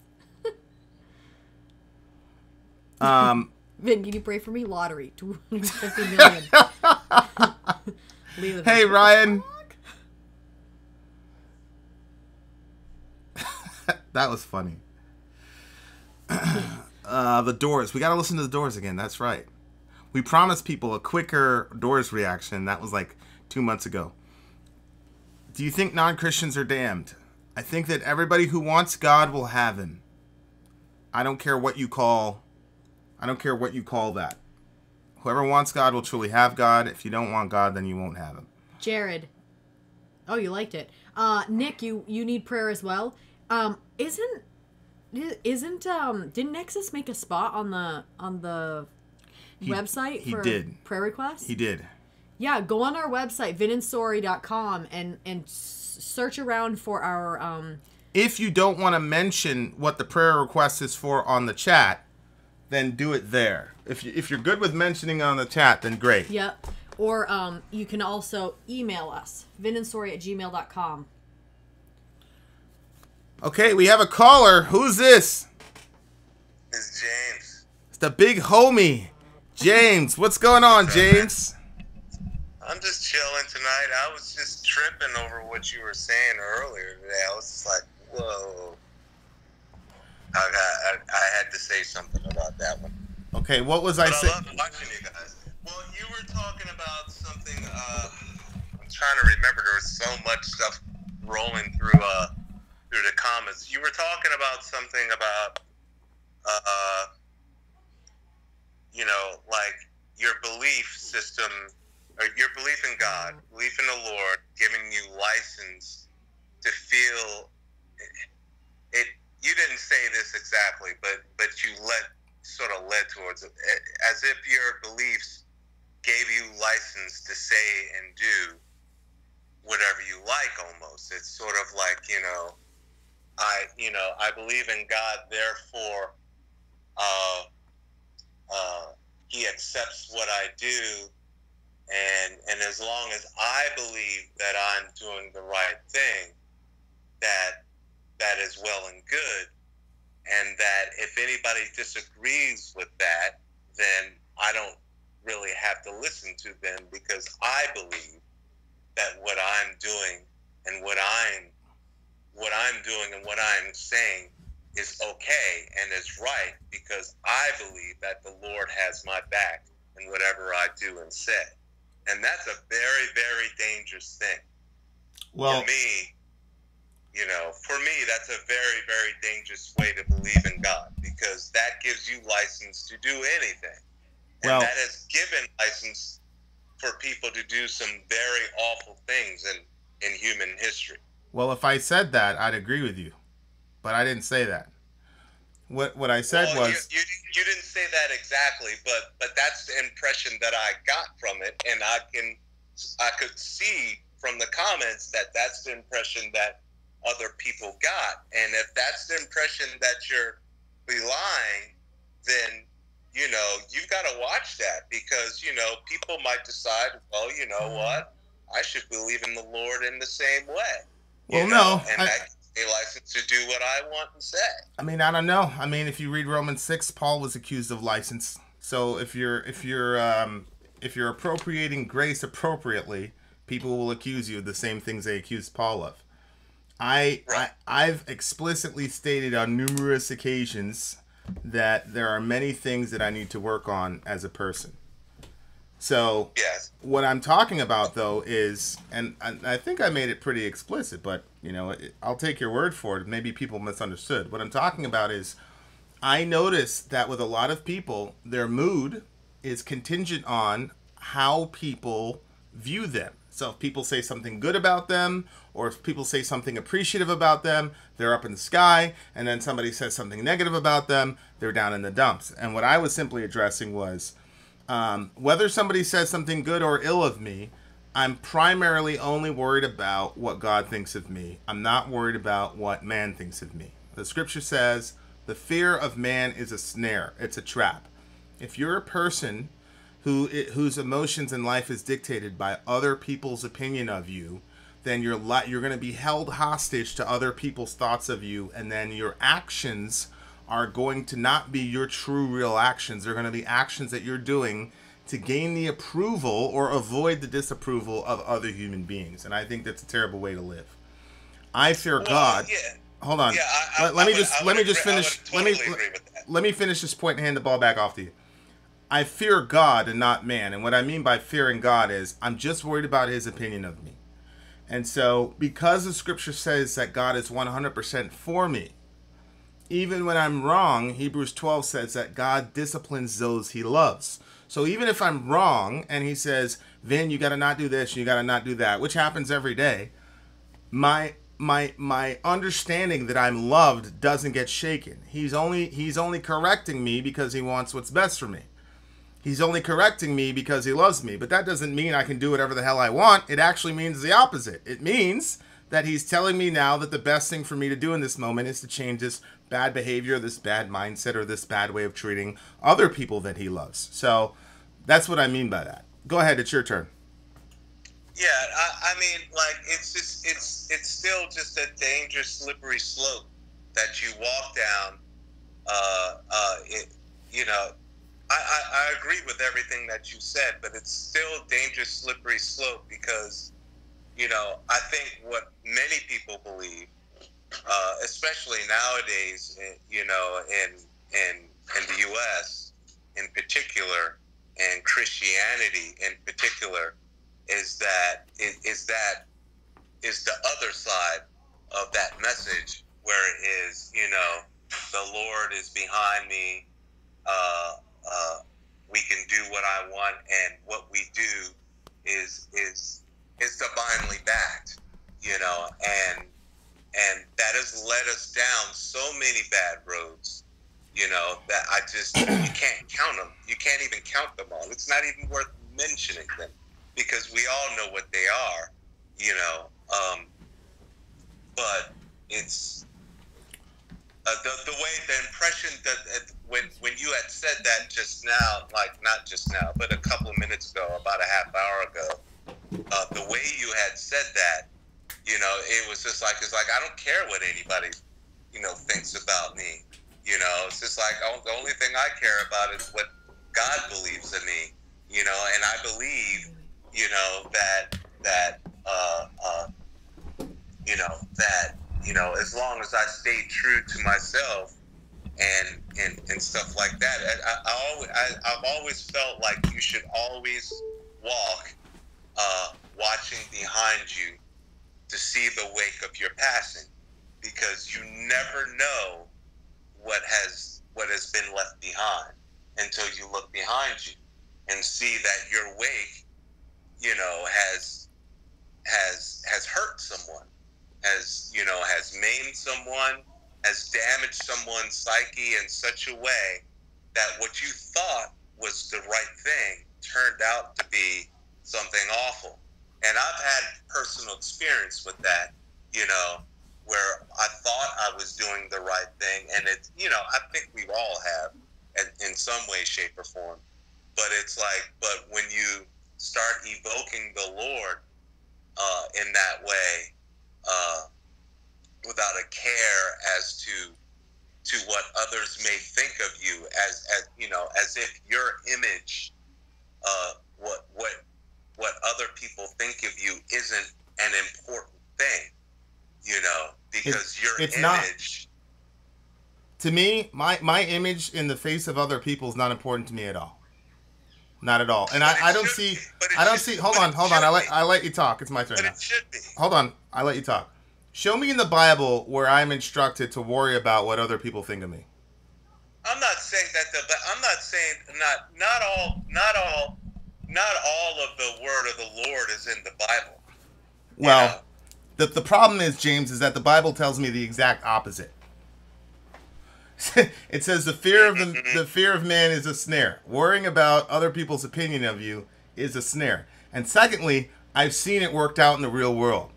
People who are worried about their image to other people end up compromising their principles. They end up saying things they don't mean. They end up staying quiet when they should speak.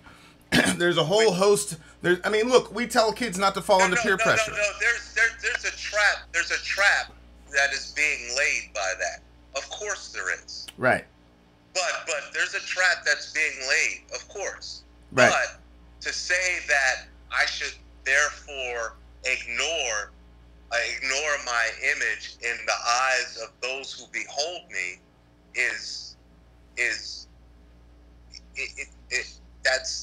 that's crazy, because how then can anyone believe anything that you say is true? It's like not like true in the sense of 2 + 2 = 4, but true in the sense of righteousness. You understand what I'm saying? No, I think people actually react the opposite way. I think when people see I didn't. Well, that's okay, James. You asked me a question. I'm trying to answer it. For everyone that believes, there's another 1,000. You ever hear that saying? That believe the same? Yeah, but have you ever read John chapter 6? Jesus had. I'm not going to claim a wholehearted familiarity with the Bible. Okay, Jesus said things specifically. He had thousands of people following him, and he said things specifically to get thousands of people to turn away from him. Okay. He wasn't worried about what other people thought of him. You never see Jesus going, "Oh man, I can't say this because other people they're gonna think this of me. They're gonna think that of me." He was just worried about the Father. No, yeah, of course you worry about the Father, but but lead by example. What example? What example? There's a whole host of sayings. It's like so. If I take that as a mantra to walk through life, as you have said, then because I respect you and I believe in you and what you're trying to do and what you're trying to present, and you present strength, you present a strong belief in the Lord, you present caring and understanding and compassion, and all of these things are an image that people see, right? Now, if you didn't present those things, and there were things that were negative, you already draw a negative audience just being who you are. James, do you think see what I'm saying? James, do you think if I was worried about if your image wasn't what it is, do you think that you would have the influence that you have otherwise? James, do you think hold on, do you think if I was worried about my image that I would speak out against abortion? No. It's the fact that I just don't. Because you believe in it. Well, No. no. You believe in it, and that's fine. No, hold on, James. It's because of what God says about the topic. I'm just worried about being faithful to God. I'm not worried about how people think of me. I know how people are going to think, and I don't care because I only answer to God. That's my point. My point was, if I was a person who was consumed about my image to other people, there's a lot of things I wouldn't say. And that's why I'm saying, I'm not saying... All as I am saying is that your belief and what you think God thinks of you is a great way to walk through life. But that doesn't mean that you should ignore your image in the eyes of the people who follow you. Because you, regardless of what you say, it's like you're not trying to preach to us and you're not trying to convert anyone.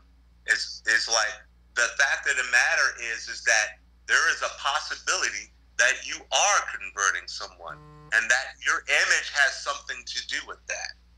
And your belief and your strength and your articulence and all of that plays its role. And the moment that you take that for granted is the moment that you start losing people. Well, and you start losing people, and that the Lord starts losing people because you. Yeah, I think took him for granted. I think you should check out John chapter 6 because Jesus purposely lost people. Like I'm not interested in formulating the message in such a way as to make it so that people like me so I won't lose them. No. I'm not interested in that. I wouldn't ask that of you. I wouldn't ask that of you to formulate anything. Now, James, I will say this. There have been a lot of times people said, "Hey, Vin, you were off here," or "Hey, Vin, you were off here." I'll say, "Okay, you know what? That's right," because, and it's the same principle, right? The principle is, I know that I might not look as smart or whatever if I admit that I'm wrong in this given thing, but you know what? I got to be faithful to the truth. The guy came, he corrected me. I was wrong, he was right, so I'm going to acknowledge publicly that that's what happened, right? Like I don't have a problem with that. You know, like Alec, I don't know a thing about evolution. Like all I've heard is what Christians have said about evolution. So I'm saying, okay, Alec is going to sit down and school me on evolution, right? So I don't care how that makes me look. There's a lot of Christians that'll be like, why are you doing this? Why are you countenancing this? Blah, blah, blah, right? I don't care what they think, right? I just want to know what the truth is either way. You see what I'm saying? So when I say I don't care, I do not mean that I don't care if I'm hurting someone or I don't care if I'm putting out false information. What I'm saying is that my day is not going to be dictated by whether somebody says something positively or negatively about me. My day is dictated by what God's opinion is of me. And it frees me as a person to pursue the truth without worrying about my ego. Which is one of the things that God has pointed out to me is something that has to get dealt with, right? And so, which is another reason why I look for comments where somebody is correcting me, and if they're right, I make it a point to talk about it publicly, because that's something that God has showed me that I need to work on. So I agree with you that I have a very nuanced view of that, and that a person could listen to me and abuse it. That's probably like the core of your concern. Is that right to say? Yeah. Because it's being abused as we speak right now in so many ways. Like all you have to do is turn on the TV. Or all you have to do is just imagine the ways that it's being abused in the Middle East or in India right now or in Pakistan right now or any such place. It could be happening right here and now. You know, I apologize for picking on Islamic faith, but, you know, it's the present danger right now. Once upon a time, it was the Christian faith. You know, once upon a time, it could have been something else. Who cares? It's the fact that kind of corruption, faith-based corruption, you're right, is so prevalent that it's a dangerous, slippery slope to present that faith without any conscience, without looking behind to see what could come of that, because it gives license, because many think that it gives license for them to do and to do things that aren't necessarily yeah, people would. You get what I'm getting at? Yeah, it's just like it's dangerous. I could see somebody taking a clip out of context and then using that to justify being a complete jerk and being completely unchristlike to everybody around them. For sure, I could definitely see that. Right, in the Lord's name. Oh, well, we've seen it happen. We've seen people die over that shit. Yeah. We see people die of it all the time. It doesn't matter whether or not, we're all following the same God. In the end, we might be following it in a different way, but it's still the God of Abraham, But it's like the extremes are so extreme right now because they feel like they have no other way of presenting or crying out or fighting against whatever they're feeling oppressed about. That the way that they are presenting themselves is very similar in the way that many people who are true, like yourself, present themselves. It's just skewed a little bit. It's kind of corrupted in a little bit.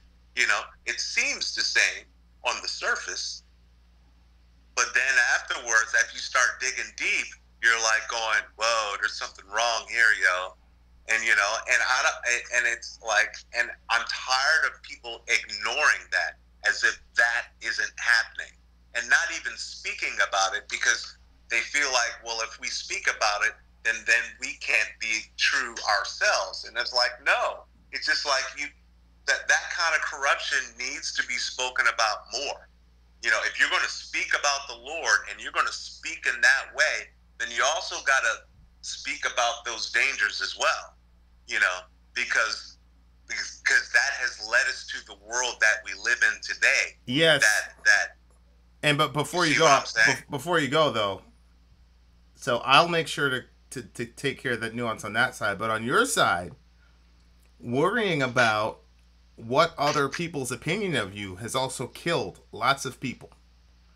There's no way that Hitler can marshal a whole country full of people to turn on their neighbors without that mentality. You see? Without that mentality. Both sides can end up with people getting killed. Go ahead. Yeah, or even here in America when you have people, where, African Americans being oppressed and, somebody gets a cross burned on their front porch and, in their front yard, and they know exactly who did it, but they're not going to say anything about it because they're worried about what the neighbors are going to think. Right. You know what I mean? Right. So it's the same thing. It's the same mentality. Yeah. Life is about balance, for sure. All right, man. Thanks for the call. Man. It's good talking to you, man. I appreciate you. Peace and love to you. For sure. God bless. Okay, that was a good talk. We came to a consensus. We came to an understanding. See? He argued his point very stridently. I argued mine. Very good.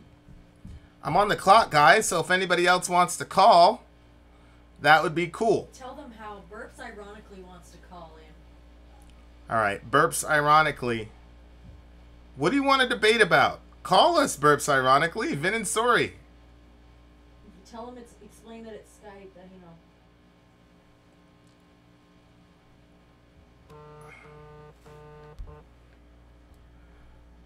Hello. What do you want to debate about? Call us, Burps ironically.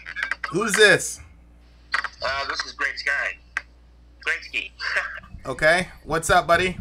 What are we talking about? I made a statement, and you said it was probably the most ridiculous statement you had ever heard, where I had said that essentially anyone who believes in one God is an atheist to all other gods that are believed. Yeah, that's a real stupid thing to say. Why is that? What is the word now? Don't give me the historical definition for the term atheist. Well, theist is God, and atheist is Latin for not of God. So, but unfortunately, it's not the same. There's different. There's not just one definition for atheist. There probably should be, but there isn't, unfortunately. So there's different beliefs in the sense that some people will quantify the word atheist and say the atheist is the means that you do not believe in God, where in fact atheist is not a not belief in God. It is the rejection of the proposition of the belief in God, and they are two different things. My man, the term atheist has a very easy history to trace, and the etymology of the term is very simple. Is a prefix of negation. So if you call somebody amoral, that means they lack morals, right? Yeah. Or they're against something like well, anti. I realize historically, yes. Right. That's a historical definition. Yeah. So let's do a thought experiment. There are two people presented in front of me, right? In front of you. I say, now I come to you and what's your name again? I'm sorry, Greatsky? Great guy. Yep. I say, there is no such thing as the office of the President of the United States. Okay. What would you say to me? Well, I would say that there is evidence to the contrary. What's your evidence that there is the office of the President? Well, I don't have personal evidence. I don't have anything that I have never been to. But I could look it up in books. I could Google it. I could find it on TV. I could ask other people. Well, who's the president now? Trump. Okay. So I'm an a-presidentialist, which means I don't believe that the office of the president exists, right? Okay. And who are you saying the president is? Well, the current president of the U.S. I'm not an American, but Donald Trump, yeah. Okay, do you believe that Obama is a current president? No, I do not. Do you believe that Bush is a current president? No, I do not. Would it be logical for me to then say, well, that means that you're an all-presidentialist about Bush and Obama. You just have one more president than me. Would that make sense? Perhaps from a certain perspective, but see, you can make a question about anything. It doesn't necessarily mean it's going to have a logical answer. Well, I know that. That's why I asked you if that makes any logical sense. What's your question? It's just okay. I'll answer it exactly as you want me. Does it make logical sense for me to say that you are an a-presidentialist with Obama and Bush? In the sense that they are not current presidents, yes. That's not what a-presidentialist means, though, is it? It's a lack of belief in a president or presidents, period, as a category, right? Well, there is no such a term. No, I'm defining the term and explaining it to you. I'm an a-presidentialist. I can define terms. Hold on. I mentioned I'm a unicornalist. Hold on. You know. Hold on for a second, bruv. Stay with me. Yep. Okay. I'm an a-presidentialist. It's a lack of belief in the office of president as a category. As you define it, yes. Okay. So what that means is you're an a-presidentialist when it comes to Obama and Bush. Does that make logical sense? From your perspective, in your definition of that, yes, I suppose it does. No, even in my definition, it doesn't work because you do believe that there's such a thing as the president. You just don't believe that those other people are presidents, right? Well, not currently. But you still do believe that the category of president exists, right? I do, yes. So then you're not an a-presidentialist, are you? You just don't believe in those two people as being the president, right? Well, it's the same thing with you and God. You believe, I'm assuming from what you've said and what you've written and what you've spoke about on the channel, is that you are a Christian, and therefore you believe specifically in the Christian God, perhaps the Trinity, God, the Holy Spirit, Jesus. Right, but, and you are denying the category of God, period. No, I'm not. I'm denying the proposition that you say they exist. I simply say they don't. That your proposition doesn't exist. Is there a category of a divine being, yes or no? Sorry? Is there a category of a divine being, yes or no?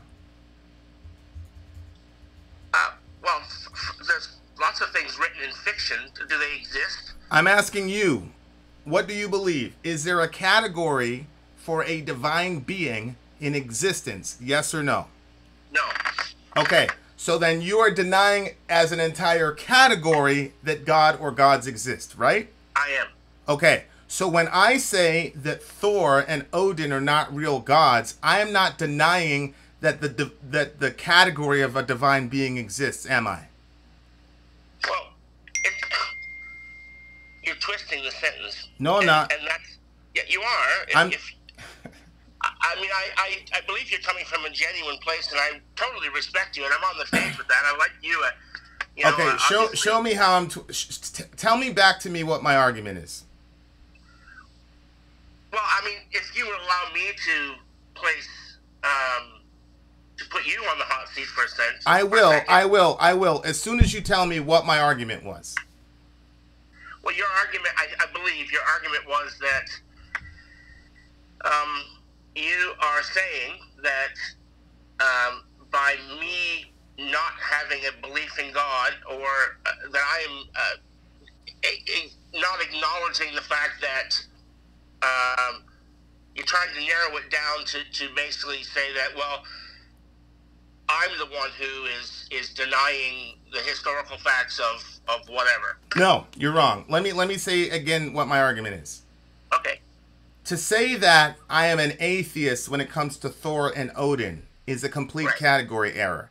Atheists are denying the existence of a category of a being. You're saying that there's no category of divine being. That's what it means to be an atheist. No, there's more than one. That's what I'm saying. There's more than one. Yes, but the definition that you agreed to was that. Are you changing that? No, I'm saying that I'm open to the fact that there's different definitions for the same word. Okay. I fall on the side of I'm not going to be so arrogant to state that there are no gods, because that would be, I would be making a claim, and therefore I would have a burden of proof. This is once again agnosticism historically. This is not atheism. But I understand that. Okay. But I would be an atheist in the sense that I find no evidence for the existence of God. Hold on for a second. You don't believe in a category of a divine being in existence. That is correct. So the entire category is out. You're not talking about individual beings. You don't believe in the entire category, correct? Well, I don't. Yeah, no, I don't. Yeah. I'm not going to lie to you. Okay. So what I'm saying is I believe in the category of a divine being. Based on what evidence? Hold on. That's a separate question. The question, but here's the point. When you say that I am an atheist when it comes to Odin and Thor, that's completely ridiculous, because I'm not denying the category of divine being. I'm simply saying that those two individuals do not fit that category. In the same way that you're not denying that there is such a thing as the president, you're simply saying Bush and Obama are not those guys. The difference is that I can go out and find a president, and I don't have to search very far in the world to find a president, past or present. You cannot do the same with a God. You can claim that you found God, hey, bro, but you can't actually produce a God. I can produce the president. That's a separate argument. The argument you made... Hold on. Because I want the audience to understand. You said that I am an atheist when it comes to Thor and Odin, and I just showed you how that's categorically ridiculous, right? So now instead of dealing with that... I wouldn't necessarily agree with it, but you made the argument that, in your mind, that you believe that it's ridiculous. I'm saying that there's thousands of gods on the planet historically that people have worshipped. Whether you believe in them or not, it doesn't matter. Right. And that Christians will you're just going to stick on the category of Christianity for a moment to make it simple. You believe in Christianity, and that's fine. I'm saying that you are an atheist to all those other gods. No. You do not believe in them. No. I believe that a category exists of a divine being. To deny that such a category exists is what atheism is. So if I deny that Odin and Thor are not in that category, I am not an atheist. I'm simply saying that they don't belong in that category. See, what's happening here is, and this is how this entire discussion started, is that in order to make that argument work, you've got to massage the word into something that it doesn't mean historically. And I'm sorry. It doesn't matter what it means historically. Okay. It's what it means today. Okay. So according to who? You? Well, it's the same thing with your belief in those other gods. Do you believe that they are divine or not? No, I don't believe that they're the eternal creator God. What you're missing is that I still have a category for a divine being. That's what atheism means. You deny that category. Okay. So that's a dumb argument.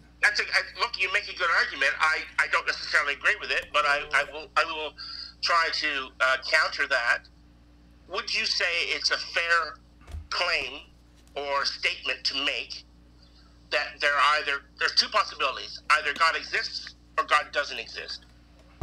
That's it. You're right. Okay. So if I have a jar, let's just say, of jelly beans,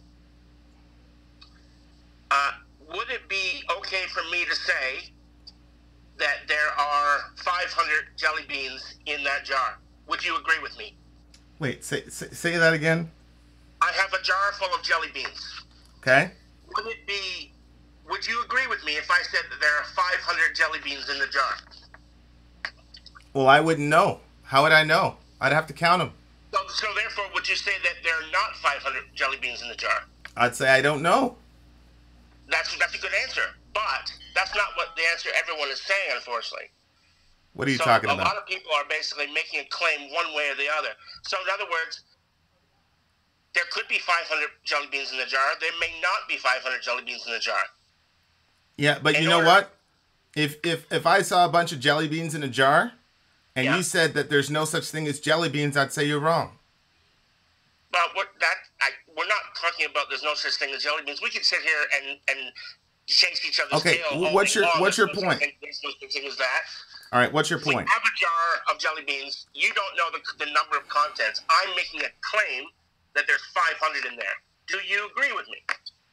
I don't know.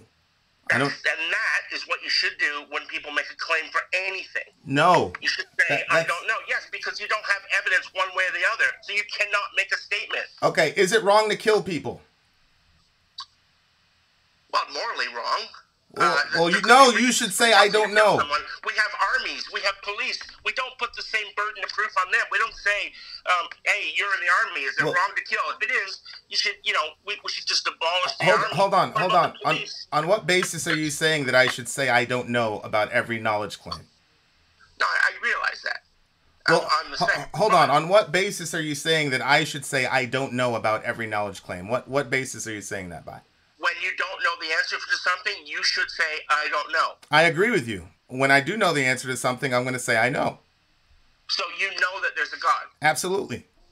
And how do you know this? Demonstrate it for me. Jesus rose from the dead. What would you... According to what? According to one book. What would you take... I could write a book about unicorns living in my attic and say that they live there. It doesn't mean that that's true. Can I ask a question? They do. Can I ask a question? Yes. What constitutes evidence to you? What constitutes evidence? Things that I can touch, see, smell, feel, and how I can have it in not necessarily just for me, but other people can do the exact same thing and verify what I believe it to be real. Okay, so things that you can touch, see, and smell. Do you believe in the Well, law I mean, of? Do you believe we in the have law of senses. non-contradiction? Using all of our senses, yes. Do you believe in the law of non-contradiction? The law of non-contradiction. It's a logical law. It's a law of Yes. logic. Like a logical fallacy. Yeah. Yeah. Do you believe Yes, in I logic? believe that exists, Okay. of course. Have you ever smelled logic? No. Have you ever seen a square circle? Have you ever It's the same tasted? thing. Hold on. Have you ever tasted logic? No. So Did God so. make a boulder so big that he can't lift it? Well, hold on for a second. You said that you don't believe in something unless you can measure it by your senses, but you can't measure logic by your senses, can you? No, but there's lots of things you can't. It's Good, we not- agree. I agree. You just contradicted yourself, though. Absolutely, and this is why I wanted to speak to you in person. I think your show is great. I watch all your videos. I think it's fantastic. I think what you do is great. Story's fantastic. I really enjoy it. I've been an atheist for as long as I can remember, and I'm not by any means. I don't feel threatened by Christians. But oftentimes Christians feel threatened by me, and this is where and I like to have conversations about that because I think that. Personally, to me, Christianity or any belief in God, but I'm going to focus on Christianity. You're making a claim, and that's fine. You're able to do that. And I have Well, no hold on. You said that you won't believe in anything unless you can measure it with your five senses, and then in the same breath you said that you believe in the laws of logic even though you cannot measure them by your five senses. Well, no, I didn't get it. Logic is something that exists within the brain, and we use Logic exists within the brain. Well, everything does exist in the brain. Everything, really, if you want to get down to it. Hold on. Are you saying? Is a set of rules and things that are bases? They're forms of laws.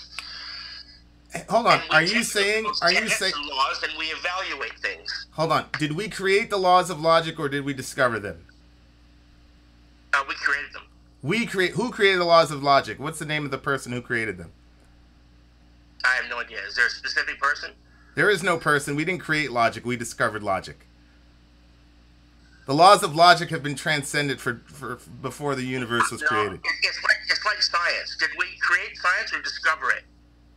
We created it. No. We created the scientific method. We did not create That's correct. hydrogen molecules. Absolutely. And that's exactly right.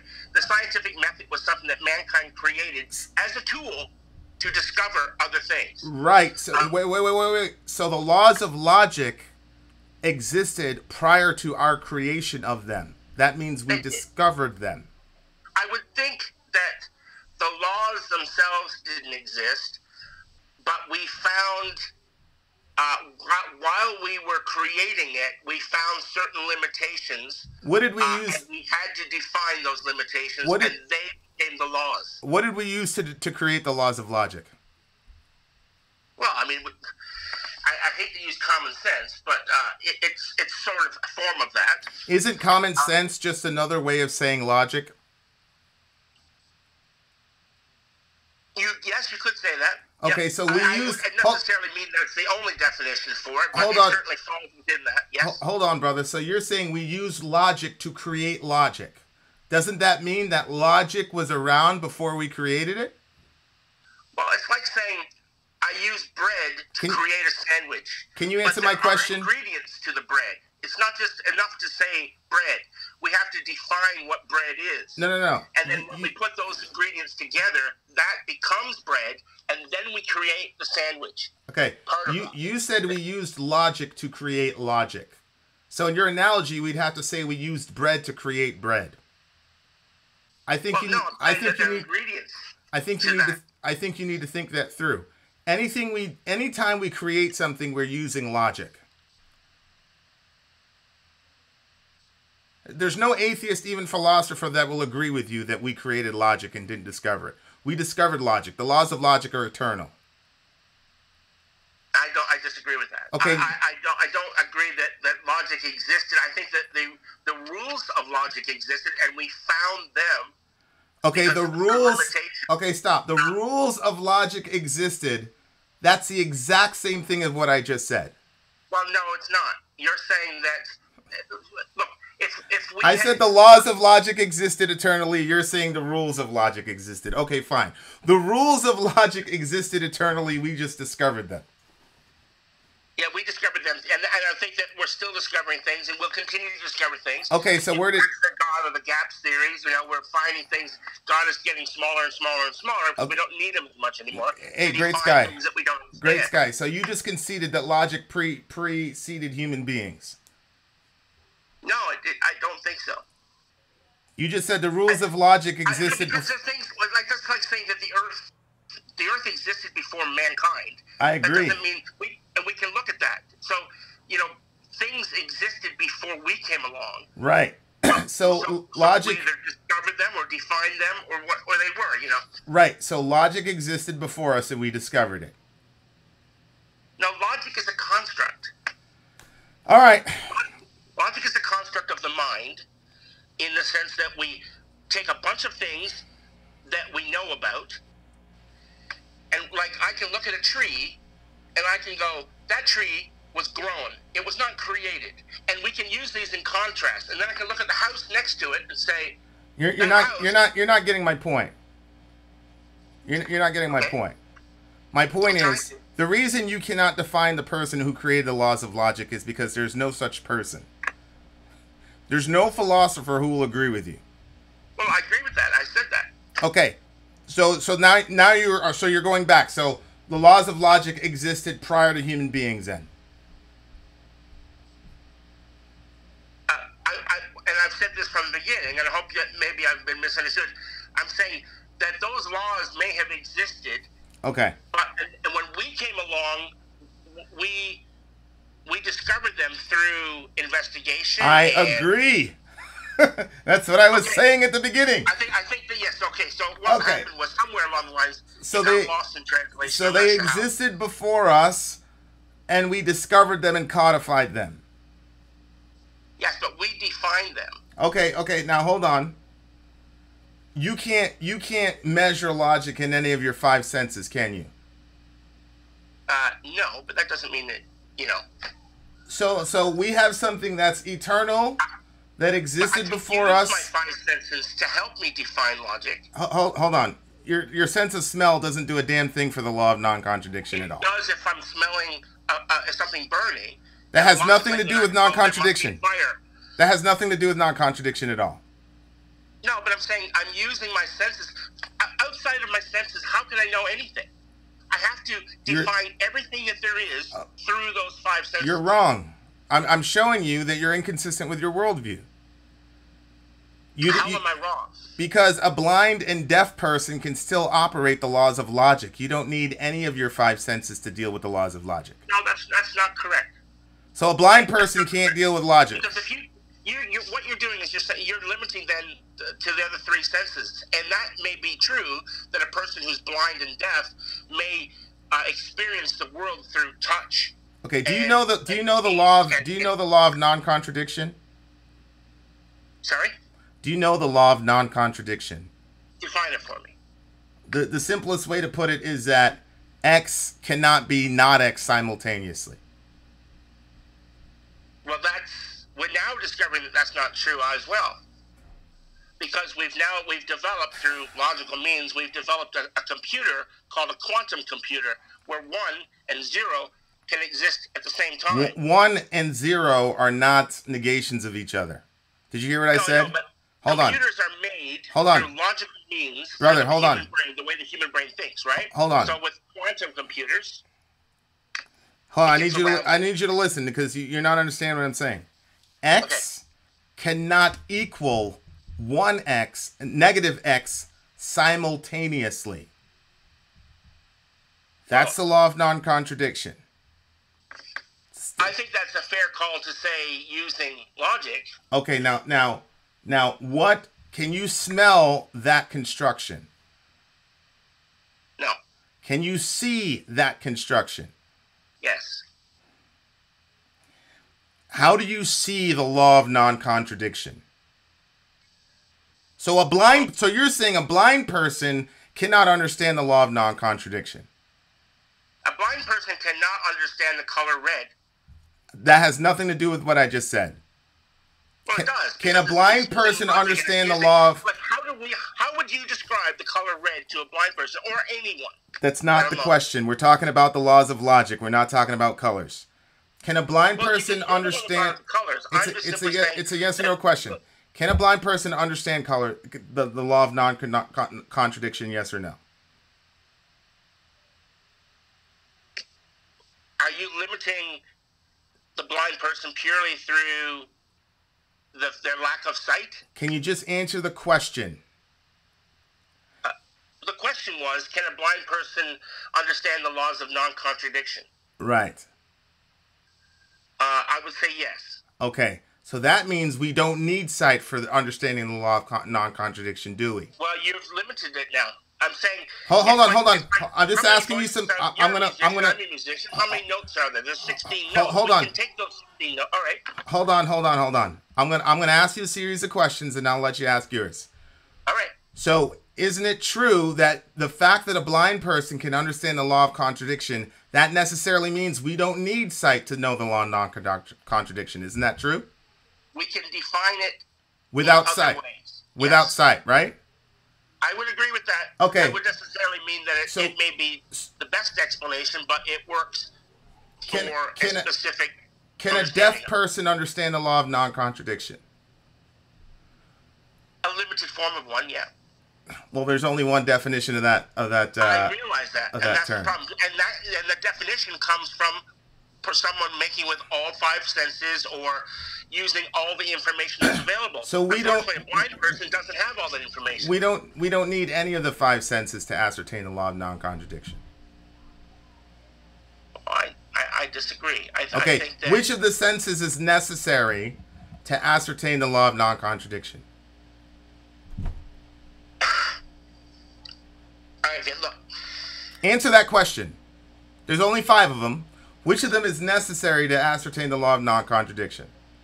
All of them, and yet none of them. Okay. I agree. All right, you're just talking hooey now. All right, go ahead. You're up.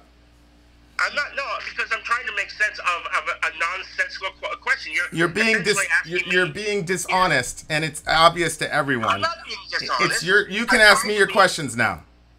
All right, well, I'm not trying to be dishonest, believe me. I'm trying to be as honest as I possibly can. You're asking a question like, is a square a circle? No, that's not what I'm asking you. I'm asking you a very simple question that no philosopher would struggle to answer. None of us need our 5 senses to ascertain the laws of non-contradiction. Well, I'm not a philosopher. I'm simply saying, how do you define it? Because rather than how I define it, I'd like to know how you define it. I just explained the law of non-contradiction. I've already asked my questions. What's your questions now? Well, as far as questions go, I mean, I the only thing I wanted to talk primarily about was, we were discussing the validity of God, and or gods. And my statement was that you and everyone else who doesn't believe in all gods is simply an atheist to all the other gods, bar Christians and Christianity. I'm just one god further. Okay.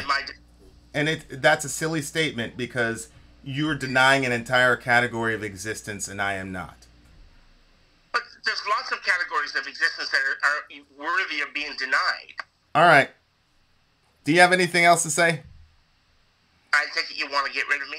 Well, I don't want to go in circles. We're already going in circles, and we're not. I know. Unfortunately, this is the problem when you discuss things that are not logical. You end up like a dog chasing its tail. Right. You're being completely illogical in this discussion for sure. Well, I'm not being illogical. I'm simply trying to make sense of an argument that I find has no sense. You make right. Your argument that I'm an atheist when it comes to Thor is completely nonsensical. Well, do you believe that Thor is an actual god? I don't. Let me say this one more time. An atheist denies the category of God completely. No, sir. No, sir, that is incorrect. An atheist does not. An atheist simply denies the proposition. It's the claim that we're denying. You make the claim. All right. Saying, we're calling bullshit. That's all. All right. Okay. Have a good one. Thanks, mate. I appreciate the call. Have a good one. All right. Burpee. Call me up, Burpee. God almighty. Now, look. Last caller. I love you. If I was short with you, I apologize. Maybe you can review the video and see where the call went off the rail. Is this... Hello, is this Burps? Hello? Who am I talking to? Hello? Hey, can you hear me? Yes, who am I talking to? James. Is this Burps? Burps? Are you Burps ironically? No, I'm not Burps ironically. Okay. I'm sorry, buddy, but I gotta talk to Burps ironically. Only Burps ironically call me, please. Burps, you're on Skype? Call me up, buddy.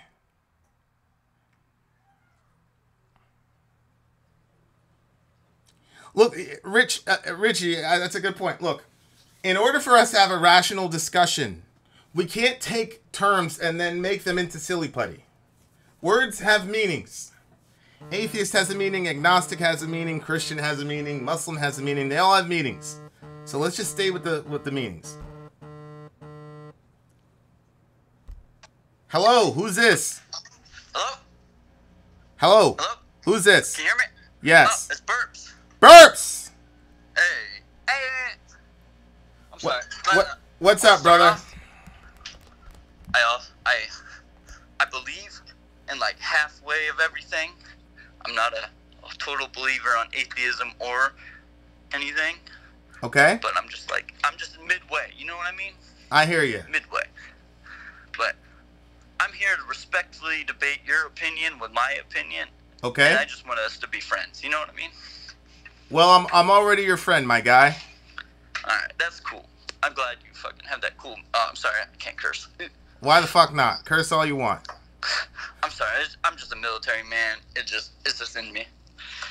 But what that other guy was saying, I'm sorry, that guy was one of the most moronic, inconsistent guys I've ever heard in my life. Okay, now he was inconsistent, but that's my brother. We're not gonna call him moronic. Oh, okay. We don't do that in the village. Like, we wrestle, we fight, and all that, but we don't call each other names. That's my brother. Go ahead. Yeah, I know. Again, I'm an army man. I'm an asshole. What's your MOS? 13 Fox. No shit. Okay. Florida Reserve, yeah. But I also kind of forgot what the point I was trying to get into this debate. But I guess I'll preach to my agnostic point. Not preach. I don't like that word. It's demanding. Explain my opinion. Okay. Right? Yeah. My opinion is like, because I've read Masonic books, I've read Christian books, I've read Catholic books. I'm like, I've been baptized in the Catholic Church, right? Okay. I'm a Catholic, but this is from this perspective. But I've just yet to see anything that dignifies any response of any religious act any time ever. Okay. Anything that... No, I'm sorry. Let me get my point, and then... I'm sorry. I'm a little bit intoxicated. I hope this doesn't... You're doing fine. Okay, I know. I'm all nervous because there's like some people watching, but whatever. It's tough to do, man. Look, bro. There's a reason people talk shit in the chat and never call in. Okay. Oh, but I'm here. I just want to respectfully talk. You know what I mean? So you're doing a great job. You're doing a great job. All right. Okay. Okay, and my point, that's like, all right, I was raised in the Catholic Church, you know, just like here I am. It's kind of been forgotten over the years, but baptized and all, like, but I just never seen any appeal into believing in anything supernatural or real, other than reality. Because, like I said before, I've read Masonic books written in 1920, 1840, shit, talking about, people who believe in the Bible metaphorically are morons. What they say in some Masonic books, people who kind of little bit control the world. Is that conspiracy? Conspiracy-y? Is that too conspiracy? Well, no, I mean, I there's got to be something to the Masonic stuff, right? Oh yeah. Oh, they're predominant in a lot of literature. Even in my college classes, they're showing us articles of some guy like talking about Masonic rituals. Like, yeah. I don't know. It's a little bit predominant, but I don't think that's my main point. I don't really know. Okay. So what are we disagreeing on? I don't know. I don't believe in your in the Christian agenda, I think I would call it. I don't think religion is religion. I think it's an agenda. Okay, so what's my agenda? Yeah, exactly. Like, this is my stance. I just want to know, like, how your stance on it. Well, you got to tell me what my agenda is first. No, it's not your agenda. It's not your agenda. It's whatever that preacher's telling you to believe in. It's telling you to, pay money. Ooh, you want to pay that money? Ooh, pay me that money. That money. Remember that keyword, money? And then also that keyword, everything that's not after you die. Oh, that's a lot of people in the world. Almost every people in the world. That's who rules the world. But then, okay, I'm going to leave it at that for open debate. Well, I mean, I would agree with you. I think that there's way too many people using religion to get money, for sure. For sure. Mm-hmm. So we agree. No, yeah, I agree. It's like, it's just the way that, like, my grandparents tell me just to accept it. Just say, accept it. Like, but if God made me an individual, why should I accept it? Well, you Isn't shouldn't. that what God wanted of me? To not? But He made me, right? Well, He made me not want to. Well, He made me a non-conformist. I agree. That's what He made. Well, I agree. I don't think God wants you to blindly accept anything. Look, when Jesus was on the earth in John chapter 10, people were like, yo, son, we don't believe what you're saying. And He says, look, don't believe what I'm saying. Look at the evidence of what I'm putting out. So Jesus wasn't walking around telling people to just believe stuff blindly. So I think you're on the right track, my guy. I mean, I also believe that too. I mean, I don't believe Jesus was in any way, shape, or form like a negative entity upon the earth. But I also believe He was just like, I don't think He was the Son of God. I think He was just a philosophical carpenter that was turned into a god. But I don't know, because I wasn't there 2,000 years ago. There's no way I would know, right? But I hate taking the word of a book that was also written 600 years after Jesus existed. I'm at my conundrum. The New Testament was not written 600 bit. years after Jesus existed. I know, I'm a little rusty on my shit. There's actually ample evidence to believe that the majority of the canon was closed prior to AD 70. And there's also said to be books written in the Vatican that the whole creation God is also Lucifer. Like, all of this is written somewhere in some document somewhere. I'm just scared of what is humanity passing along as right. You know what I mean? Yeah, it was a good conversation, my guy. We got other people who want to call up, but thank you for calling. I'm sorry. I took every time. No, man, it was great. We should keep talking. Email me, vinandsori@gmail.com. I mean, yeah. All right, brother. Much love. Have a good one. Have a good one, man. Hey, my Mormon buddy's here. I'm not going to shout your name out, my guy, but I just got your text, and I agree with everything you just said. Okay, I got one more call I can do, and then I got to go take care of my baby and watch some Orange is the New Black. What's up, Nick?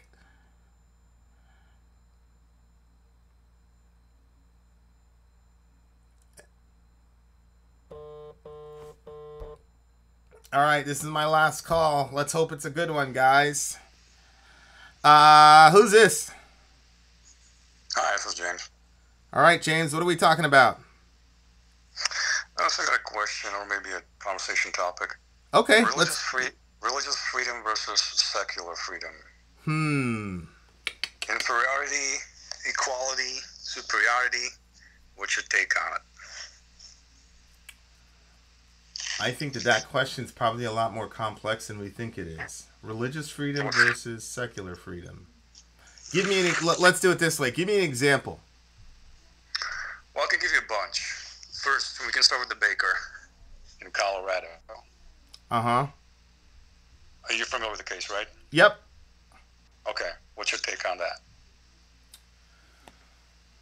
Well, obviously, I would have liked for him to love his to bake the cake, but I think that his personal convictions led him in such a way as to not do that. I don't think it's right for the government to come in and force him to offer a service, especially when there are alternatives around. What do you think? Well, I'm trying to look at it from the counterpoint. What would happen if the general populace or business people decided to not service Christians only because they're Christians? What about it? Wouldn't that cause much bigger uproar? I mean, honestly, I wouldn't have a problem if that happened. What do you mean by causing an uproar? I mean, that we're already experiencing that, right? Like, we're getting people on the right wing who are getting kicked out of restaurants, and people are refusing to serve them at restaurants, right? I've read of some incidental events like that. Yeah, unfortunately. Right. But, so wouldn't that be in the current atmosphere? Wouldn't that be probably pushed by media as a persecution against Christians? Well, sure. Much more than it was, against the LGBT community. Well, again, it seems to me that those particular folks targeted that particular bakery. It turned out to be, yeah. It seemed, yeah, you're right. I mean, it turned out that I guess they admitted something to that extent. Okay, so I mean, it's like, come on. If you're really a persecuted minority, you don't have to go and incite those types of issues. Like, my people in the 60s, we didn't have to target a restaurant or a police station to get persecuted, right? Yeah, agreed. So I mean, I don't think that that's a very good analogy. Now, if we were in a situation in America where people said, we hate Christians, and if you identify as a Christian, we're not going to serve you, then that's America. They have the right to do that in their little private establishment. Like, let me give you a hot take for a second. I'm not really a fan of the integration movement in the 60s and 70s. All right. Where we were forcing white businesses to serve black people. We had... See, this is a situation where I feel like the free market would have solved that problem. There were a ton of black-owned businesses that were starting up because white people wouldn't serve us, and so you had black people starting their own businesses, starting their own little, milkshake shops and all that shit. And then we were starting to create our own schools, and then as soon as integration happened, it killed all of that capital. So I'm not a fan of that. What I would have liked to have seen was black people creating their own stores, generating and circulating their own capital within their own communities, and then a few white folks saying, hey, wait a second, I'm losing a whole bunch of money here, and then voluntarily deciding to do it so that the other ones would be forced out because they were lacking business. That's how the free market works. So I'm not a fan. I'm not a fan of the government forcing white people to let people like me into their restaurant. But wouldn't that have ended up with segregation to some extent? Yes and no. Yes, in the sense of black folks would have circulated money into their own economy, but I mean, you know, we have places like Chinatown in New York City, right? Mm-hmm. Where a bunch of Chinese people said, we're going to circulate our own capital in our own community. Jewish folks do it. So you would have had, you know, the same thing happening. The only difference is Chinese and Jewish people are not 12% of the U.S. population. So what would have happened was you would have had 12% of the population circulating all their income amongst each other, and then that would have generated a ton of power. What happened with desegregation and integration was all that capital went from outside of the black community back into the white community. So what I'm saying is, yeah, it's bad, but you can let the free market integrate us. It would be better if the free market integrated us versus the Supreme Court is what I'm arguing. Okay. Now let me ask you this. Europe is going through a migrant wave, right? And I've been following the media there. Hold on for a second. Hold on. Let me just say one thing to clarify. I do not agree with segregation. I believe that all black people, white people, Chinese people are image bearers of God. What I'm saying is, I would much rather have had integration happen due to the free market instead of due to the Supreme Court. I think it's a slippery slope when the government comes in and forces people to do something with their private business. That's what I'm saying. And what I'm saying is, if we would have let the free market do its work, we would have had integration anyway, because it wouldn't have been economically feasible for those folks to continue to not serve 12% of the population, especially if that capital started circulating around the black community. Okay, go ahead. Now, what were you saying about Europe? I'm going to get back to that point, but let me just try to counter that slightly, and maybe I'm wrong with my thinking, but doesn't actually history disprove what you just said? Because if you think about it, there was segregation for a very, very long time in the U.S., and it was the government that integrated communities. So, in other words, the segregation was actually imposed by that free market. You're saying that would have eventually brought the integration. Is my train of thought incorrect? Well, look, when the Italians came here, they were not welcomed with open arms. They got pushed in the ghettos, and they had to create their own businesses, and they did. Mm-hmm. The Chinese, same thing. The Jews, same thing. So, Blacks. Yeah, what was different with the blacks? There was nobody saying you have to serve Chinese people, you have to serve Italian. The Italians had to do for themselves, and then once it became clear that the Italians had enough capital to be a force of their own, then the free market said, well, we better serve these people because we don't want them to get too powerful. So what I'm saying is, historically in America, we already had a pattern with Italians, Chinese, and Jewish people. Black people could have done it too, but as soon as integration hit, that stopped, and we started that capital got decirculated among black communities, and then they went elsewhere. And what I'm saying is, I think integration is inevitable in a free market system, in the sense that people start saying, okay, the shake shop, 5 miles from here won't serve you. There's a shake shop 7 miles from here who will. So you get a bunch of black people walking past the white shop and going to the black shop, and they're going to be full to the brim. Well, what is the white store owner going to do? See what I'm saying? Yeah, sure. I follow your point. Like I said, what I was trying to say was that, in my understanding of American history, it was left to the free market for a very long time, which, again, in my understanding, created the segregation and kept it there for a very long time until the government stepped in and tried to integrate the races.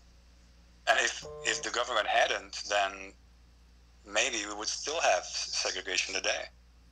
Yeah, I don't think we would. I think we'd still end up with integration just without the government forcing that to happen. Like I said, it wasn't just the plain free market that was happening in the civil rights movement. There was a lot of shit happening. There was police brutality, wink, wink. There was a whole bunch of shit that was happening to where we were not allowed to take part in the free market.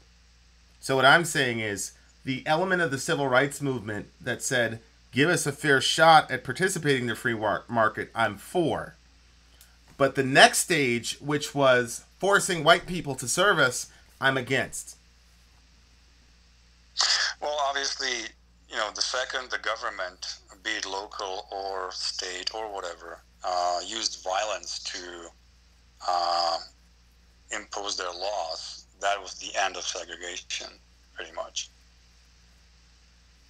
Yeah, but it also was a transfer of power to the federal government that I don't think is that I think we're going to reap the whirlwind for eventually. So let me give you then another example, and this one's going to be from Europe, pertaining to the current migrant wave.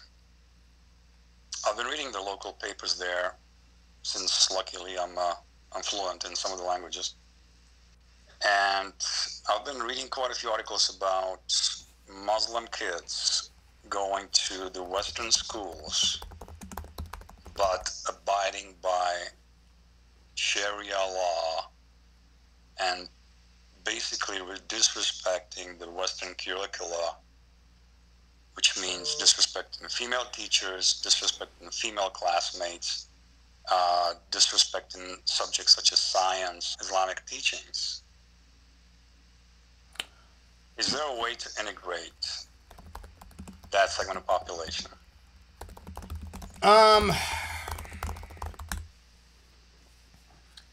That's a very challenging question. Yeah, I know. Because obviously we're not gonna resolve it tonight. That's for sure. No, but I'm glad that I'm able to think it through because I think Alec brought it up a few times.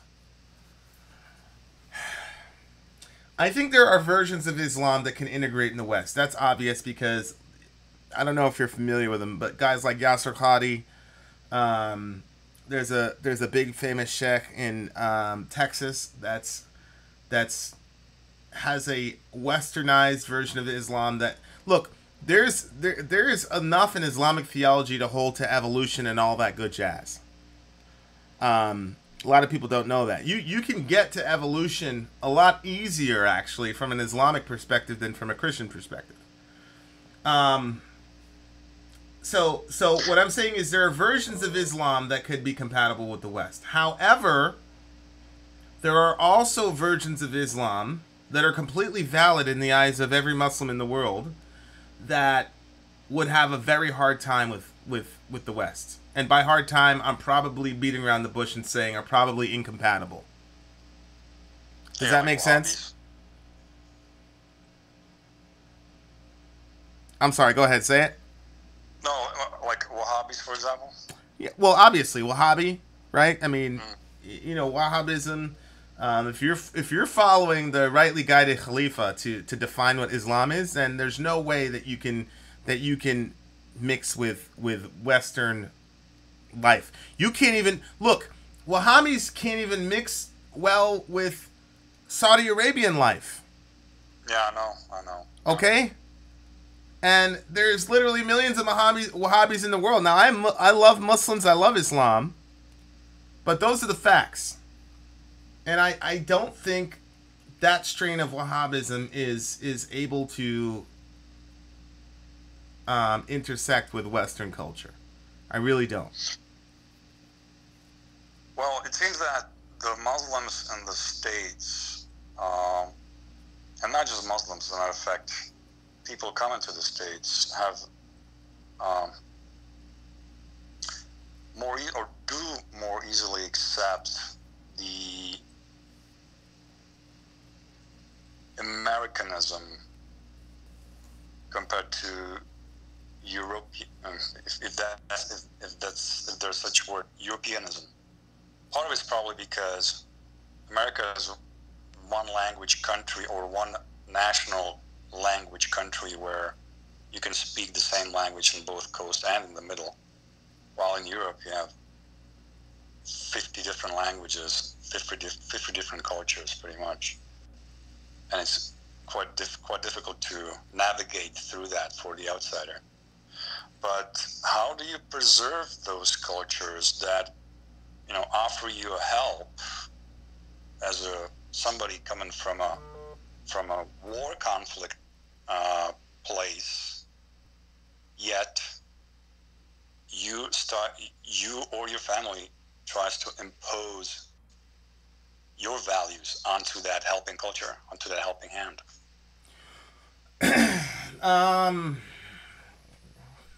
I think, look, here, you know, I had this conversation with a friend a couple days ago. Europe has to me, what's happening with Europe is a warning to America that if we completely and fully embrace postmodernism, we're not going to be able to stand up to any force that doesn't hold to that view of the world. If you're walking around saying, oh, there's no absolute truth, there's no absolute culture, there's no absolute anything, and then you have a group of people who say, actually, no, there are, and here's what it is, and we're willing to die for it, the other culture is not going to be able to stand up to it. That's why you got a bunch of people in Europe swinging the other way to this hardcore nationalist, racist ideology, because they're reacting to a group of people who are not postmodern in the way that they look at the world. And but it's not necessarily postmodernism, though. I think it's necessarily postmodernism for sure. I don't think so, man, because there are other aspects to it. One of them being a very simple one. The U.S. is surrounded by two oceans, man. There's no way somebody can cross in such droves from Middle East all the way to the States. Yes, while European borders, up until very recently, 2 years ago, were pretty much open wide. I agree, but let me ask you a question. Sure. If this was 300 years ago, okay, and you had an influx of people coming in with a completely different worldview, how do you think that would go in Europe? Not very well. See what I'm saying? Sure. See what I'm saying? But I mean, because okay, go ahead. Well, it's because they haven't been afflicted with postmodernism. Those Europeans 300 years ago would have said, "Fuck that! This is the right way to live. You guys are crazy. Get out of here." See what I'm saying?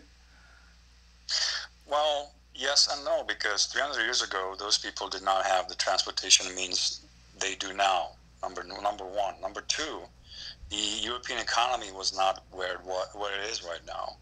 So, yes, the lifestyle was different, but it was self-sufficient. Yes, Europe is now at a point, and not just Europe, a lot of developed countries, including the States, where because of the decreasing birth rates, there is no other way but to maintain the lifestyle by bringing in people from outside. Okay, I think that was the only reason why Merkel actually decided to bring in million Syrians. That was the only reason for that. I agree. At some level, there is a sort of symbiosis happening there that's putting you in a compromising situation. I still maintain, however, that the Europeans still have the upper hand over the million Syrian refugees. Even though there's a symbiosis going, there is a dominant party here, and I think Europe has surrendered a lot of ground that doesn't need to be surrendered because they have no ground to stand on because of postmodernism. I don't think postmodernism is like the sum total of the problem, but I think that it's the majority issue. I think when two worldviews clash like that, the postmodernist one is always going to lose. That's what I think. Well, you're saying that Europe surrendered. I think that you're surrendering in pieces, for sure. For sure. Okay, so besides the two reasons I already mentioned, being geographical and being economical, or economic, sorry, what Europe should have done not to have surrendered? I think there's a certain posture that they could have taken with the refugee population. So, for example, there are when that dude was out there sawing off that guy's head, or you had a guy like Anjem Chowdhury in the streets for close to a decade. There are ways to make examples of people to say, listen, motherfuckers, we're not going to let this happen to this degree. But when you let something like that happen and then on the other side create quote unquote hate speech laws that make it impossible to speak against those types of issues, those are all forms of surrender. And I think those all have to do with some, Anglo self-hatred mixed in with some postmodernism.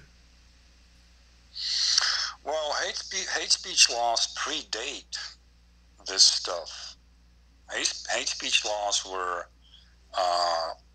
passed after the World War II.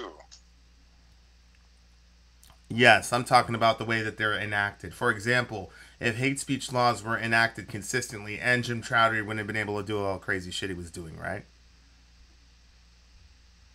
Who was that? Anjem Chowdhury. You know who he is? Could you say that name again, please? Anjem Chowdhury. That doesn't ring any bells, unfortunately. Okay, so Anjem Chowdhury is a dude in the UK who publicly called for killing the Queen. He celebrated the 7/7 terrorist attacks. I mean, the guy was just he was on the streets with all these demonstrations. Nobody would touch him. Gotcha. He was on the he was on the news cycle all the time. Nobody would touch him. Those are all forms of surrender. Like, there's ways you can make examples of people. Well, so in other words, he should have been jailed? There's ways you can. They should have took care of him for sure. But what it does is meaning jail him. Jail him, do something else to him. There's a lot of things that could have been done. Look, a lot of British nationals have been arrested in very public demonstrations of pomp and circumstance to drive home the fact that this is the type of speech we will not tolerate in Britain. It just so happens that it's going the other way. So that's what I'm saying, is that there's ways to communicate at home and abroad that that there are limits to what we will tolerate. Right. No, I mean, I agree with you. I mean, in my opinion, they dropped the ball too. All right, man, I got to get out of here. It was a very, very, very, very good discussion. I appreciate it, everybody. I got to go, guys. Thank you for hanging out. Leah, everybody, have a good one. Take care of each other. Vin out. Sori's out, too. It's just she's, I think she's taking a nap, actually. See you guys.